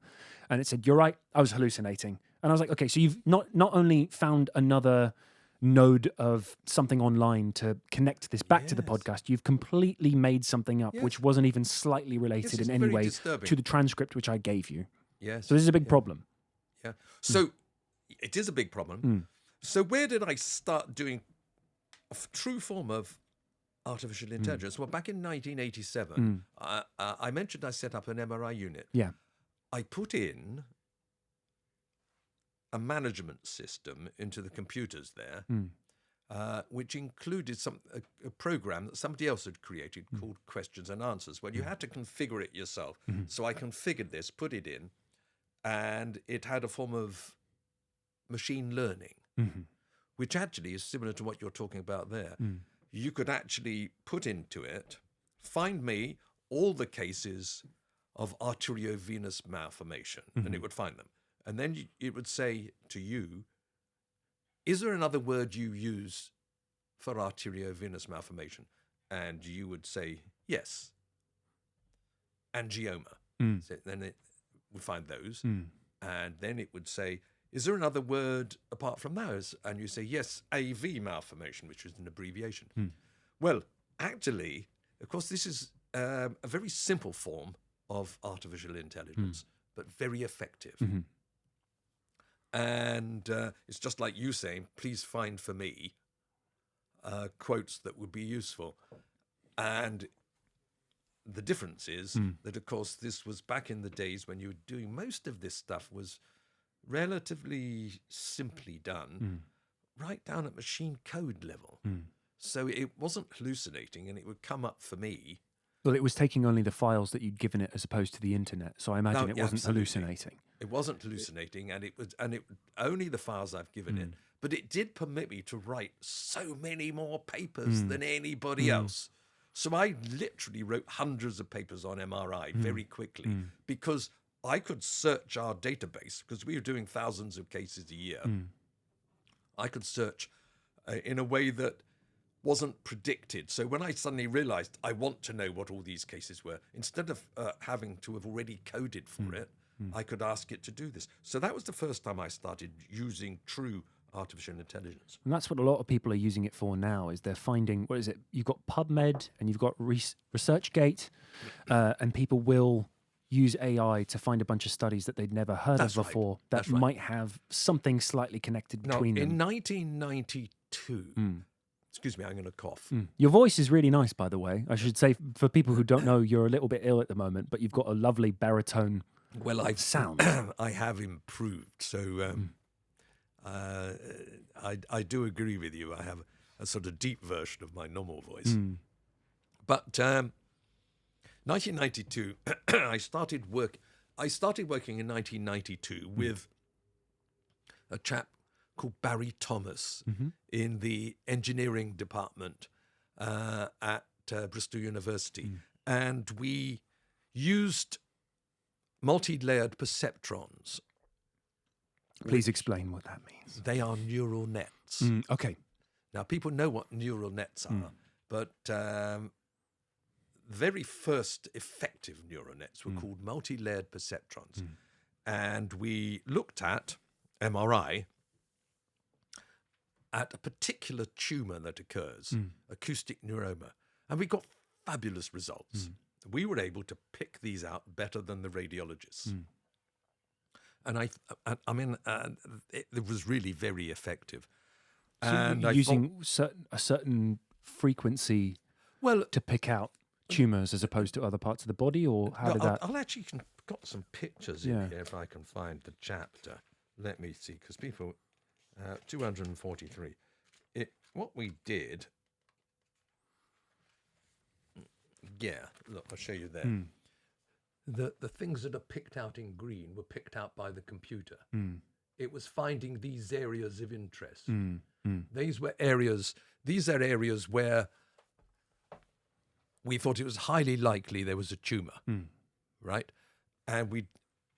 So how did you do it? What you do is you take your training set and you offer it to the computer, and when it tells you this is where it is, you then check it and you say, no, that's not it. And that reduces the information going through that particular version of the network. Yeah, you're giving it a feedback and exactly training it. And then when it says, and it gets it right, you say yes, that enhances it. So over a period of time doing that work, you can make it so that it can pick these things out. So that is how they are doing almost all of the artificial intelligence for looking at imaging of human beings. Because you'll have heard that they want to use artificial intelligence, right? And they think they can replace radiologists. Well, they can and they can't. Because if the thing that you are looking for was outside the training set, it probably won't find it. So, for example, we thought that it would be used as an adjunct to the radiologist, not as a replacement, but to help them, right? And if the tumour was much bigger than the ones which you had used in the training set, quite likely to ignore it completely because it's outside the training set, right? It'll use parameters that you've put in, right? But it's not actually clever. We're clever.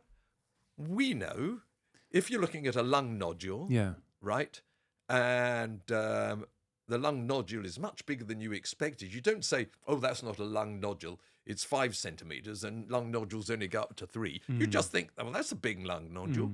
So tumours, because I would wonder if theoretically tumours would be made of a different material that you could scan for, but that doesn't seem to be what it's looking for. Yes, no, you're right. We were looking at that time for enhancement using contrast medium. They would enhance and you'd pick that up. So yes, we did do that. You're quite right. That's good thinking.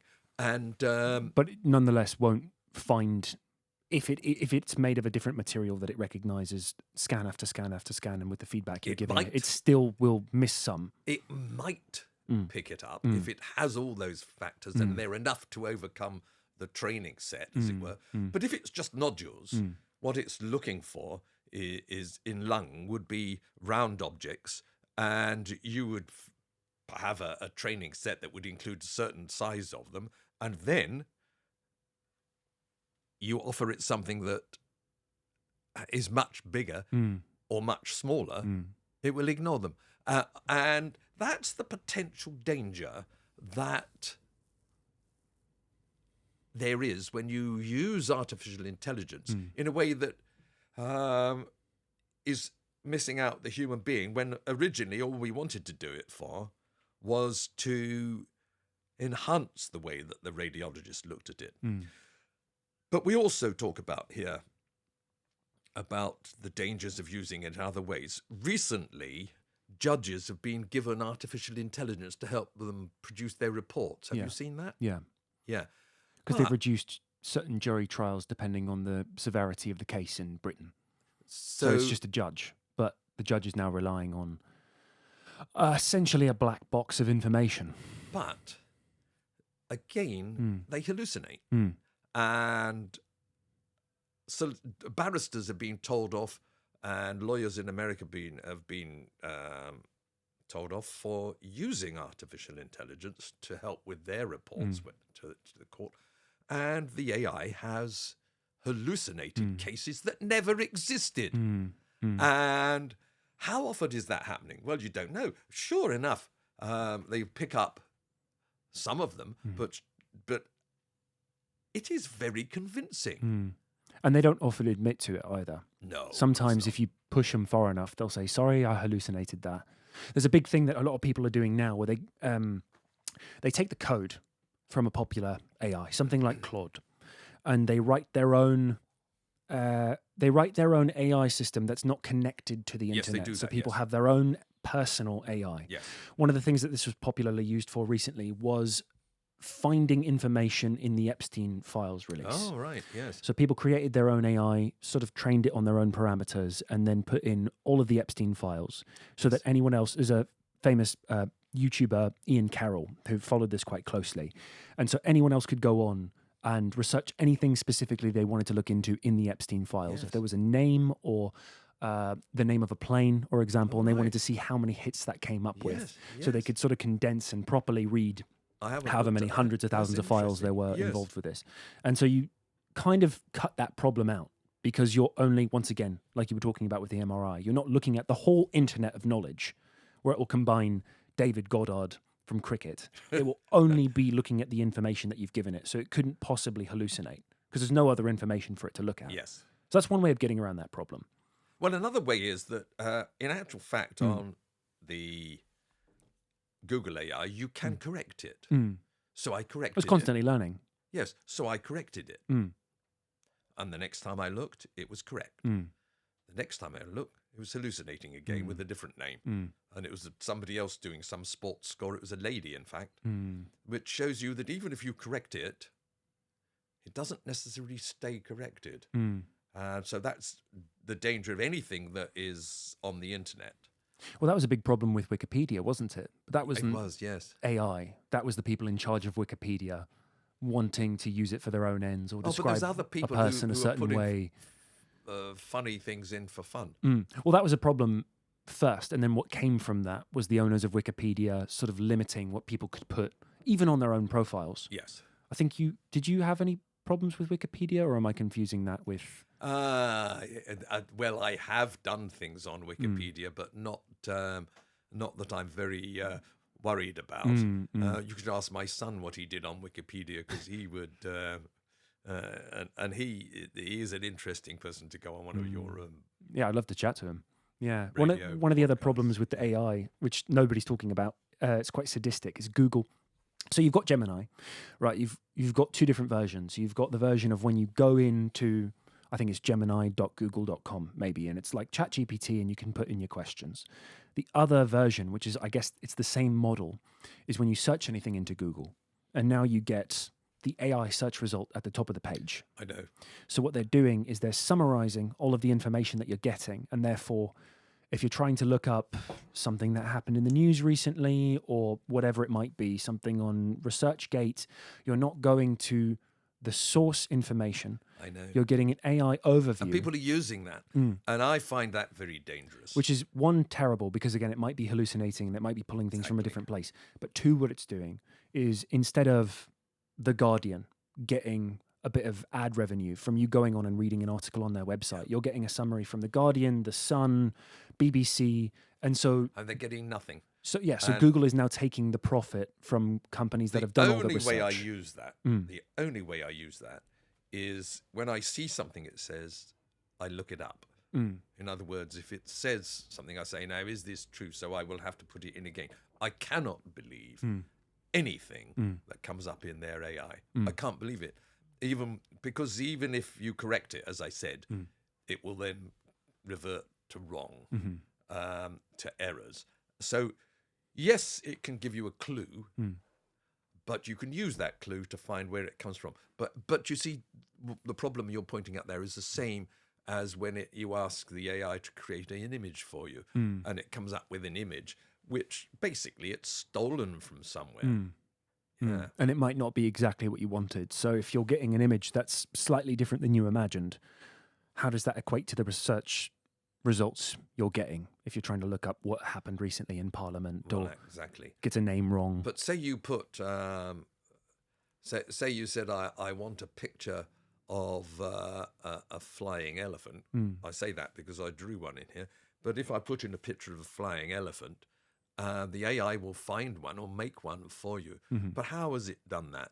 It's done it by taking other people's pictures of flying elephants and altering them, but giving nothing in royalties. The same as if you ask it to create a melody, Right. It can't actually do it on its own because it doesn't have any imagination. It has to take other people's melodies, put two together, Yeah. and create, or three or four, and create a melody. You might say, well, that's how human beings do it. Well, yes, but we actually add our own spark of intelligence to it. And if it's too much like somebody else's song, we'll realize that. There's a brilliant book I highly recommend to everyone called Choke Point Capitalism. This is pre-AI, but it is all about how industries, companies like Amazon, Spotify, I think it names a few others, I can't remember, probably Google, how they got as big as they have. And it's called Choke Point because these companies, for example, Amazon has moated themselves in, is the term it constantly uses. Yes. They've moated themselves in via government lobbying or buying up a certain product, which means that nobody else can ever get as big as Amazon has got. Yes. Amazon, one small example is now Amazon warehouses are often run by these massive towering robots that zip all around the place, if you've seen those. I have. So when a company creates this machine, Amazon buys up all the patents so that Right. no Nobody else company can can have it. ever get as big. So they're still working with people and they're working at Yes. about half the rate that Amazon is. So they moat themselves in. So one of the things the book talks about is the music industry and Spotify, which has always treated musicians horribly anyway. Oh, yes. But one thing that Spotify does is they very cleverly moved away from people listening to albums to people listening to playlists. And it recommends music for you based on what you've listened to. You can listen to your day list, or you can listen to your reading mix, which is music that you listen to but might be better for reading. And one of the things they did was they found ways to have people play less albums from bigger musicians. So you listen to an easy listening playlist. Was it lo-fi? And you're listening to musicians that you've never heard of, because what it does is it removes musicians who you'd have to pay more royalties to and puts in musicians that maybe uploaded their music and haven't opened their account ever since. So they don't know what's going on. They don't know if they should be paid anything. I think there was a big thing where And a if lot it's below a certain number, they won't be paid anything anyway. Exactly. Because they have these sort of restrictions. And the same, of course, is true with YouTube. If you go onto YouTube, you have to have 1 million hits probably in the last month if it's shorts. Not now. I mean, I do a lot of YouTube stuff, and I have 300,000 views in the last year. That's nothing. There's no money that comes from that. Nothing at all. There won't be any money ever from that. Now, it might be you can use it for advertising, but they're getting free product. Yeah. So this is. But let's go back to the artificial intelligence. There's another side to it, which we talk about in here, is that, so what are the great dangers? I've said there's a danger it may not be as good as you hope it to be. There is also the danger that it can be used for immoral or dangerous purposes, and war is one of them. It was last week, the first autonomous drone killed people in combat. Yes. So drones have been used for 2 or 3 years in Ukraine, but they were always manned. And only last week was the first autonomous drone kill, as far as we're aware. And it's been banned. The autonomous drone kills were banned, but it doesn't mean to say that they weren't doing it. And of course they were, and of course they will. But how does that shape out for the future? Well, what's really going to happen in the short-term future is the rich will get richer and the poor will get poorer. So artists, writers, people who rely on their own material that they write and create, they're going to get poorer. The people who own the artificial intelligence and make money from it are going to get considerably richer. One of the reasons that Musk's SpaceX has done so well is that it's not really what people think it is. It's really an artificial intelligence company in a big, big way. Well, the reason why it did so well on the market, which people weren't sure about at the start, they said it's quite volatile, but it's because they're essentially buying into the future of humanity's existence outside of Earth.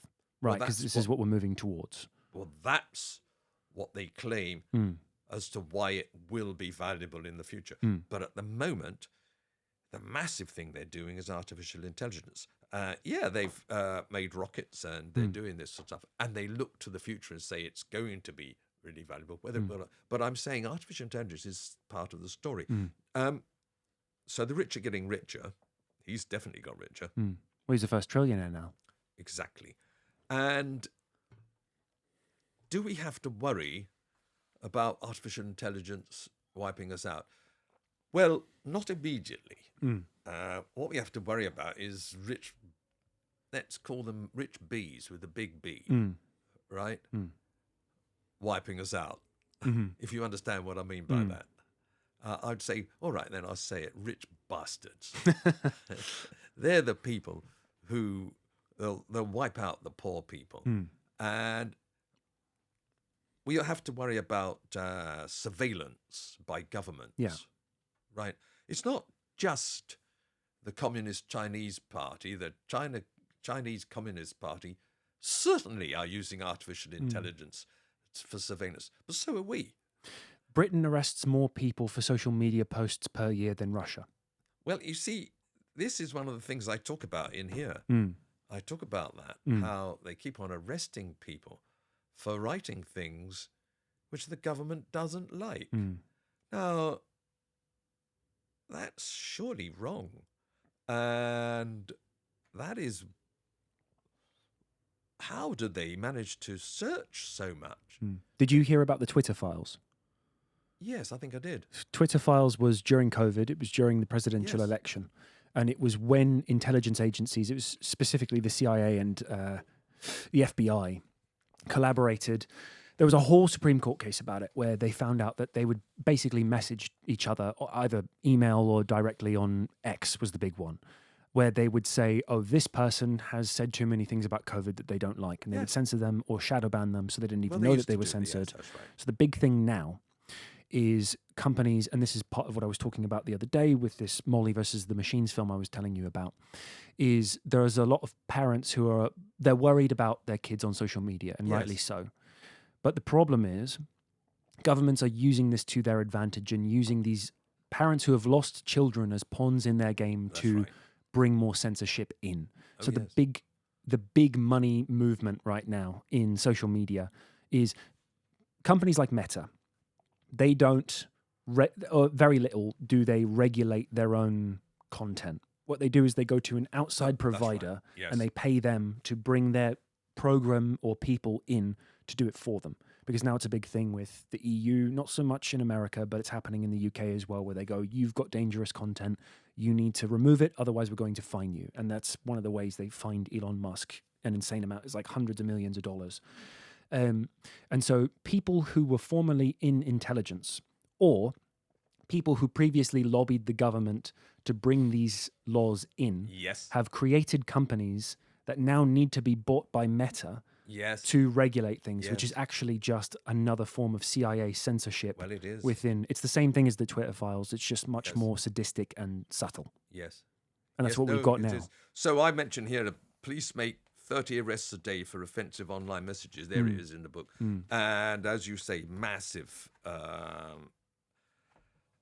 over reach of the government, our government. And the problem with this, as you and I know, is what they choose as being offensive could be something which you and I don't think is offensive at all. Basically, our laws are peculiar now that if even one person finds something offensive, it's offensive. Well, you've got professional fact checkers with, you name the news organization, the BBC. Who is a professional fact checker? What degree did they get to check professional facts? Exactly. And so you're totally right. And so these organizations we always trusted have become dangerous. There we were trusting these organizations, and now we can't. So what about in the future? Will it wipe us out? It could do. People say, well, why didn't we ever think about this? And they say, why haven't people ever talked about this? Why isn't this something... These scientists and these computer experts, they clearly, if they didn't think this was being talked about, they'd never read science fiction because this is being talked about so many times. You only have to think recently with Arnold Schwarzenegger, I'll be back. And we're constantly talking about Terminator nowadays. Terminator is clearly, but well before that, you had Asimov with iRobot, and he created the laws of robotics, which should have been enacted but never have been. I was talking, so the thing that people always say is we're moving towards an Orwellian world, but actually what it seems like we're moving towards is Brave New World. Yes, that's right. Which is we're all inoculated and we're all quite happy about it. Well, and we don't know. Yeah. Well, it could go either way. So we may be moving towards the Matrix. Yeah. Well, if you had to believe people like David Icke, I watched, what was it? Because Disclosure Day came out, the new Steven Spielberg film. Yes. Okay. I don't really want to watch it. But I went on X, was it yesterday morning, and David Icke gave a 10-minute breakdown of the film. And he said the problem with the film is, he said it's a psyop was the main thing. He said the film is a psyop because it's convincing people that aliens are our friends. And what David Icke believes is actually we're living in a simulation run by aliens. I do like David Icke because first he decided he was the Messiah, and he got everybody dressed, what was it, in saffron or purple or something, and he had all these, I can't remember what it was, but he had all these followers, and then he was treated for, I think it was schizophrenia, he was certainly treated for psychiatric illness, and then he came back and said, actually, the problem is that the world's run by aliens, and then he said the world's run by pedophiles. Turns out he's right. And it wasn't the first time either. No, he's been right about quite a few things. So you have to look at these people who say very strange things, because some of the strange things they say might actually be completely right. Is the world a simulation? Are we being controlled by aliens? I don't think so. If this is a simulation, it's so incredibly good that the size of the simulator would have to be the size of the universe. And so they've got to be even bigger than that. So I doubt it, but I can't say it's not true. All I can say is, if it is a simulation, then it's our reality. If our reality is a simulation, then simulation is a reality. Reality equals simulation. So I mean, I could talk about... to bring it back to... Sorry, Yes, that's right. I could talk about that stuff. Excuse me. I could talk about that stuff and go into... We've already got well off track. Yes, exactly. But if we talk about other things in this book... it sort of is a simulation, isn't it? They're gaming. They're gamifying our world and giving us a particular outlook and running their own simulation, which people believe. Yes, that's true. That's true. They're making us live in a form of simulation. So it's not quite the Matrix, but... Not quite the Matrix, but I do, as you say, have quite a few cartoons in there. There's... You got the lizard people as well. I have the lizard people. I've got Putin. As a lizard. There we are, look. Oh, is Vladimir a lizard person? Oh, of course. Nobody and nothing will stop Russia on the road to strengthening democracy and ensuring human rights and freedoms. Only a shape-changing lizard would say that. Yes. That was genuinely something that came out of his mouth. Yes. Right. So I just thought that'd be quite fun to see. What else would you like to talk about? I've sort of had a question in the back of my mind, I think, before we had the little toilet break. Yes. You call this book The Death of Science. Yes, I do. But from what I understand, having read RFK's book, The Death of Science came quite a bit before COVID. We were sort of getting to that point. I'm not saying that it was. No. I'm not saying that you are saying. I'm sort of. Forgive the phrasing of my question. I get it. Yeah. I point out in here that the death of science has been coming for quite a long time, and that COVID was an example. So COVID is only one example in this book, and we talk about dictatorships and censorship. The death of science is and has been occurring due to big business and government overreach, be it overreach by communist China, overreach by British government, or be it huge business. And so, yes, you're quite right. The death of science has been coming for quite a long time, and it's all the same as I say, the pimp, the pharmaco-industrial military process.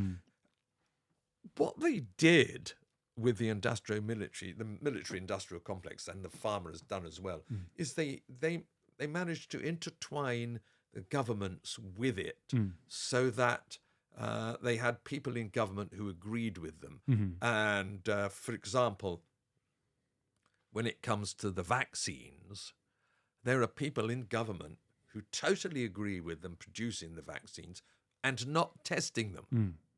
Well, apart from my books, the other book, right, we should, yes, of course, mention Kennedy's work, or sometime you could mention that, but I'd also like to mention Aaron Siri.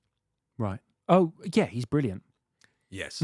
Aaron Siri's written an amazing book called Vaccines, Amen. And Aaron Siri is not a scientist. He is not a doctor. He's a lawyer. He's a lawyer with an experience and a history of corruption. Yes. And I think he had a child who was injured by a vaccine. And he has been looking into the vaccine injuries, and he was astonished to find there were so many. And that it was well connected to previous trials of corruption that he'd had experience with. He felt like it was the same world. It is the same world. The cover-ups and all. And that's all part of the death of science. And it's just big business, and they're getting away with it because they're in with government. And am I saying this because there are socialists in power? Well, obviously not. I would be saying if it was Boris Johnson in power. It doesn't matter. Or whoever it was. If they're doing this and the governments are in on it, then it's wrong. And you don't get science. But science is never as neutral as they try to put over. Well, what did you think about when they... because the big term throughout the pandemic was follow the science. And science became authoritative. When science... That was another thing they twisted, was science was never authoritative. Because science... What I think genuine people who looked into this say, and what people have said for the longest time, is science is generally the best hypothesis we have at any given current moment. That's so correct. And the whole point could about change science... at any point. The whole point about science, you've got it completely right. That's why I laughed, because when they said follow the science, I realized that they were being totally unscientific. And we talk about that. We talk about the philosophy of science, particularly in this book.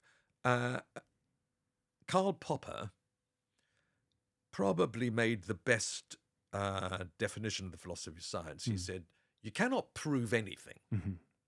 All you can do is disprove. So if we want to say here's a theory, and we want to say this is as close as we can get to the truth, what do? We test it. We test it to destruction. Right? That's what you should do with science. You shouldn't say follow the science. And so the worst thing you could do with science is to say you have to follow this. This is the science. Fauci stood up and said, I am the science. Yeah. Anybody who knows anything about science knows immediately the man was a charlatan. I think he was also named Sexiest Man of the Year. So there's a lot of confusing things about Fauci that I don't understand. Isn't it? Yeah. Totally weird. You've got I've Henry got the Cavill. bobblehead doll of his at home. Yeah. of Fauci. So Yeah. just to remind me. Yeah. Sexiest Man of the Year. Sexiest man of the year. I do. I have a bobblehead doll of Fauci. Yeah.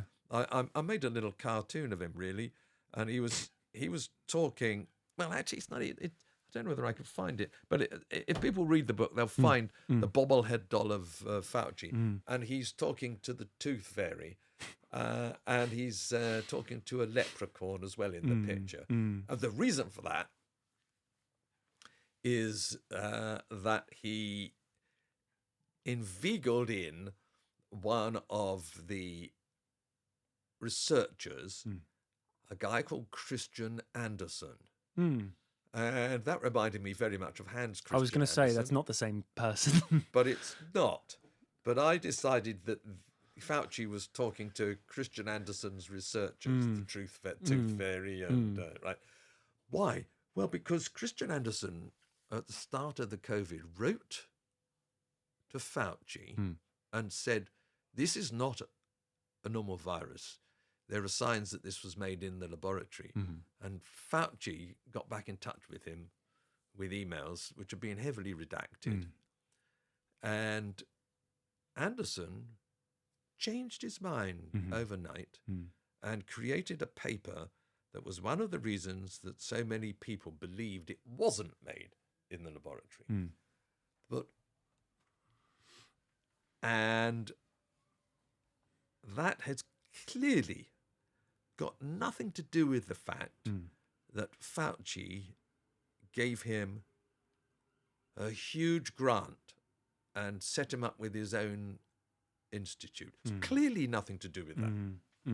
Clearly, the fact that he utterly changed his mind overnight cannot be related to the fact that he was given this vast sum of money, can it? Because that would be corrupt. And I wouldn't, for a moment, like to suggest that changing his mind like that with absolutely no scientific evidence and writing a paper that's totally misleading was in response to being given all that money. So I'm not going to say that. He was just probably persuaded by how sexy Anthony Fauci was. It was his trousers or something. Exactly, yeah. His Or maybe gorgeous his jacket. hairstyle, yeah. It wouldn't have been due to the other.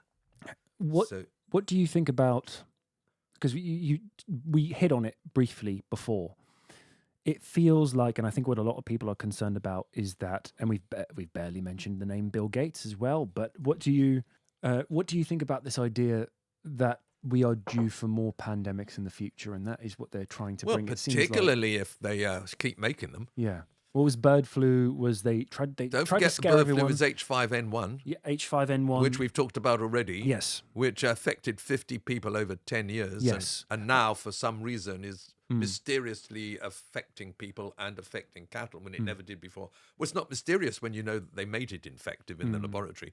So what else have we got? We've got, I want to know your thoughts on hantavirus. Yes, hantavirus is another dangerous one. They've been playing around with that in the laboratory. Hantavirus was one of the ones that was used in Wuhan.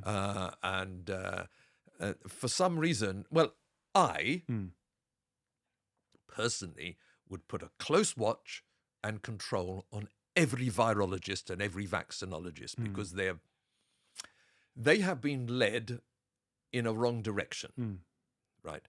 Anybody who believes that making a virus more infective is a good idea is a dangerous person. And they've all been taught this, right? And it's wrong, right? So I would put control on these people in a massive way. And I'm a conceited person, right? It's no doubt about that, I am. And good to mention. Well, I'll just point it out because I was a clever chap when I went off to university, right? What happened? Exactly. And one of the things that I noted was the people who went off to do subjects related to medicine, but they couldn't get into medicine, they weren't quite as clever. And if they went on into subjects like virology, we're not talking the brightest buttons, right? So that is conceit on my part. But if they then are put in charge of creating new life forms, and I mentioned in the book here, they want to make new life forms. For example, they want to change the chirality. Do you know about chirality? This is whether the life form is either right-handed or left-handed. Because every molecule can be twisted in one direction or the other, right? And in life, they usually got one twist. But they say we could make life forms which twist in the opposite direction. Don't do it. This is my plea to the virologists. Just don't do it. Because is that what is that for? Is that gene editing? Is that CRISPR type stuff, or is it's because they want to prove how clever they are. It's just ego, right? We can create a new life form. We would have no protection against it. We have natural protection against all natural viruses. Natural protection. Right. We had a certain amount of natural protection against the COVID because it was based originally on a coronavirus. Even though it had been adapted, there was some crossover. Right. If you make a completely unnatural life form, it could wipe us all. Could wipe us all out. None of these things could wipe us all out. They could only at the most ever wipe out 90%. Right. Not true of something which is totally new. So they should be absolutely banned from doing it. It's worse than creating an atom bomb because it could just spread and kill everybody. Anyway, I just put that out as a big plea. Just don't do it. Refuse. And the governments, they should look into controlling these people because they are dangerous. It's a really slippery slope, isn't it? Because you've got, I read something the other day that they are now experimenting with turning off an enzyme or a gene, which is the thing that creates Down syndrome. So they might be able to stop this. Yes. So the question is, you'd love to stop something like that because it's for the better of humanity, essentially. But you also probably already have China modifying babies from birth so that they make a better Olympian. Well, the in one their example 20s. we can automatically give, and there are others, is the business of sickle cell. Yes. Yeah. Right, and malaria. That the reason sickle cell continued was it protects from malaria. So it kills people, but it saves people. This is true of the human genome. In the human genome, there was a lot of DNA that for many years they called junk. It's not junk, right? It is actually doing something. And a lot of it actually codes for viruses. And if you removed some of this, you might be taking away the protection against those viruses. Yeah. I think it's there to protect us against the common viruses.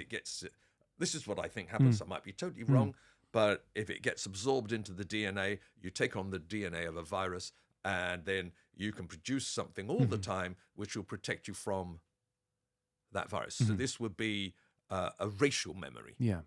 Right, something which the human race has to protect itself. And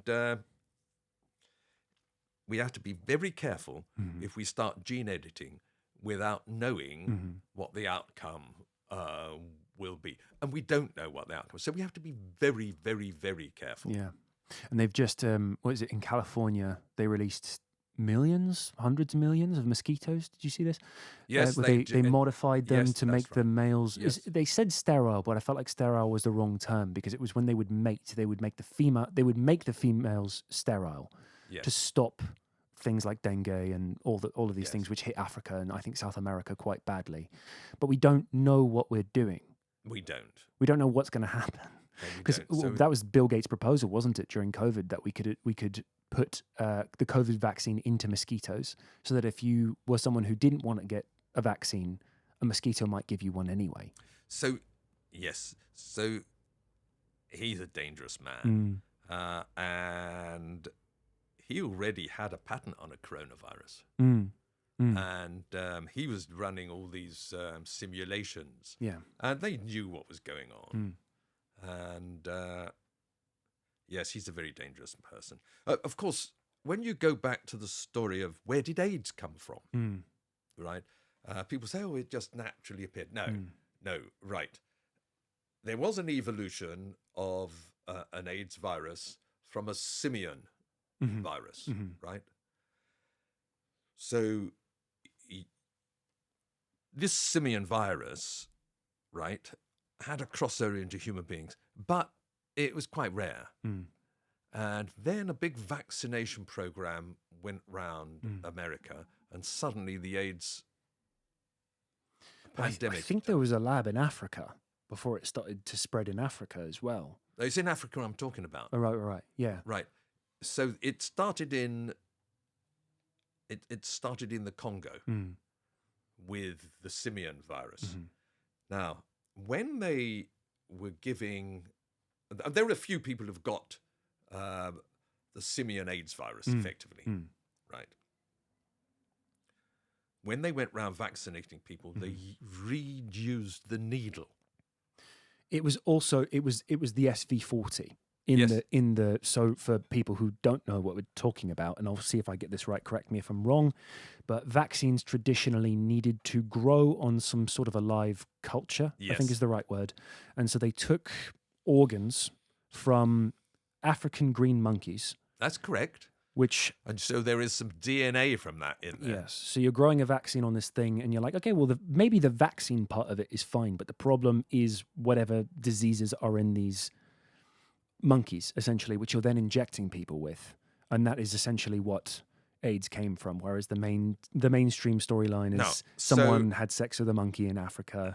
No. So there is no doubt that this vaccine program, whether due to contamination in the vaccine itself, which is definitely there, as it is in all vaccines, there's some contamination, some more dangerous than others. Yeah. Well, they found some SV40 in a certain amount of COVID vaccines. Yes, as well. they did. Yeah. And when this is spread round to people, and especially if you do it without changing the needle, you're going to spread every sort of disease. Yeah. And when I was in Africa in 1974, we were seeing loads of people with weird diseases, which they hadn't previously had. And I'm quite sure that was the AIDS pandemic. Gus Dalgleish, as I say, who authoring these with me, he was the first person to point out that Slim's disease in Africa, this is where the people lost lots of weight and then gradually faded away and died, was actually AIDS. And he was the first person to point that out, this association. And he was right. And so it did come from Africa. It didn't come from Haiti or wherever they thought it came from. It did come partly because of the vaccination program, whether it became entirely because of that or partly because of it or contamination. Right. We're not going to be allowed to know. They're keeping this because the trouble is that the story of vaccines, and this is where people should read Aaron Siri, because a lot of people will immediately say, oh, he's an anti-vaxxer, right? No, I'm not. I've always been very keen on vaccines, but I want them to be safe, right? Well, I want them to be, as they actually said, they said safe and effective. Yeah. It was neither safe nor effective. Yeah. And that was a lot of what he talks about is the mercury in the vaccines, which they've reduced most of in America, not entirely. I think they still use it in flu vaccines. But it was the mercury, which was what's the word? Not the adjuvant. I always confuse those two. An adjuvant is what makes a vaccine more effective. Mercury was a preservative in the vaccines. And so they were injecting people and children, brand new babies, with mercury. And they went, oh, don't worry, this is a safer type of mercury than the previously dangerous types of mercury that we used. The body flushes it out. Yes. And they recently found, I don't know if it was in the last 5 or 10 years, they found that, no, that's not true. It does flush out of the blood, but it goes straight to the brain. Yes, it's terrible. And this is part of what America's talking about now with mercury in vaccines and the whole MAHA movement and what creates autism, because there was a massive boost in autism around the 80s. I'll talk about that in a minute. Yeah. So we've been talking about vaccines and whether or not I'm an anti-vaxxer, and I adamantly point out that I'm not. But then also, nor is Angus Dalgleish. We are not anti-vaxxers. Angus worked for a long time in the vaccine world, and he used a lot of vaccines against cancers. Okay. And they're making the cancer vaccine now, aren't they? There's a few different places that are trying it. Oh yes, and they can be very effective. And he had some very good results, and some setbacks, like all of these things have. One of the things that he developed was a replacement for the BCG. Of course, I don't know whether you had BCG. Did you ever have the BCG? I don't think so. Probably not. It was interesting because we all had BCG when I was a kid. And it actually primes your immune system, not just against tuberculosis, but against a lot of other conditions. He actually was involved in creating or researching a replacement for that called IMM 101. And it was along the same lines, but a very similar thing. And he found that it was also effective against a whole raft of other conditions, and it can be used as an adjuvant. And you're quite right in saying that an adjuvant is the thing that helps the vaccine work. But you don't necessarily need the vaccine if the adjuvant works. In other words, the adjuvant on its own might be all you need to stimulate your immune system, and then you yourself can then create the response to the virus, right? So I just point that out. So just wrapping this up, why did we do these books, and how has this affected our careers? Well, I was already retired, and Gus has now retired and is emeritus professor. But he has just been over in the United States talking to Senate about the problems that have been occurring due to the mRNA vaccines. He's particularly worried about the increased cancer risk. There have been some papers coming out showing that it does increase cancer risk. They've also said at the same time that it increases life expectancy. So you think one against the other. But you've got to realize that they're cheating. When they look at the vaccines, they don't look at the first 2 weeks, particularly with the mRNA vaccines. They've said, no, the first 2 weeks, they're not properly vaccinated. So we put those with the unvaccinated. In those 2 weeks, the risk of getting COVID shot right up. It was very strange because from what I understand about the studies for the COVID vaccine and many other vaccines, they don't actually look into they don't have the time or the money or the resources to look into the long-term effects. So they only really look at, on average, it's something like a month. I think it was for COVID, on how, if there are any side effects. Which was longer than they've done for the childhood vaccines. Because the childhood vaccines, they're like 3 days. 5 days maximum. Yeah. You're totally right. And this is wrong. This is not right that they should be doing this sort of thing. And they only got away with it because of the law brought in 1986 that they couldn't be sued in America. And so, again, I make an appeal. Get rid of that law. Change it. Make it so that they can be sued.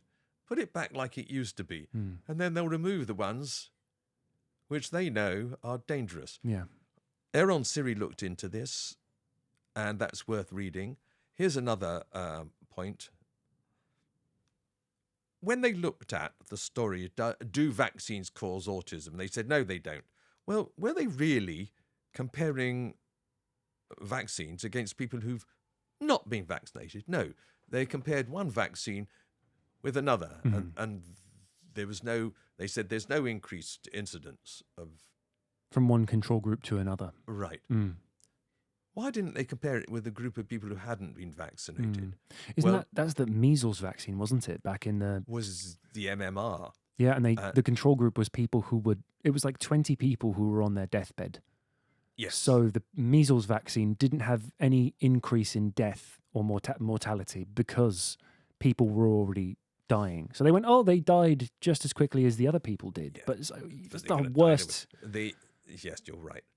But they have done the studies with the vaccines because there's groups in America who refuse to have any vaccines, usually religious groups.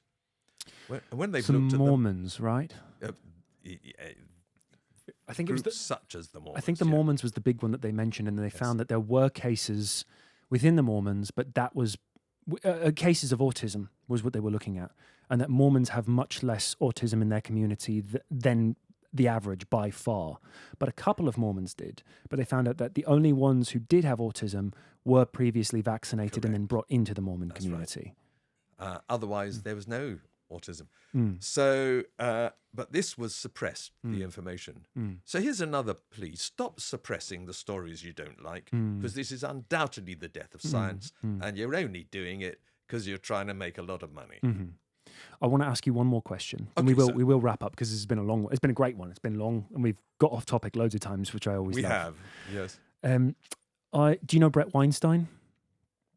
Famous. I can't remember what his I'm trying to remember. occupation is, but he's a famous. He's a professor who was kicked out of his university for all sorts of crazy stuff that was happening there, and now speaks on a lot of this stuff like COVID with his wife Heather Heying.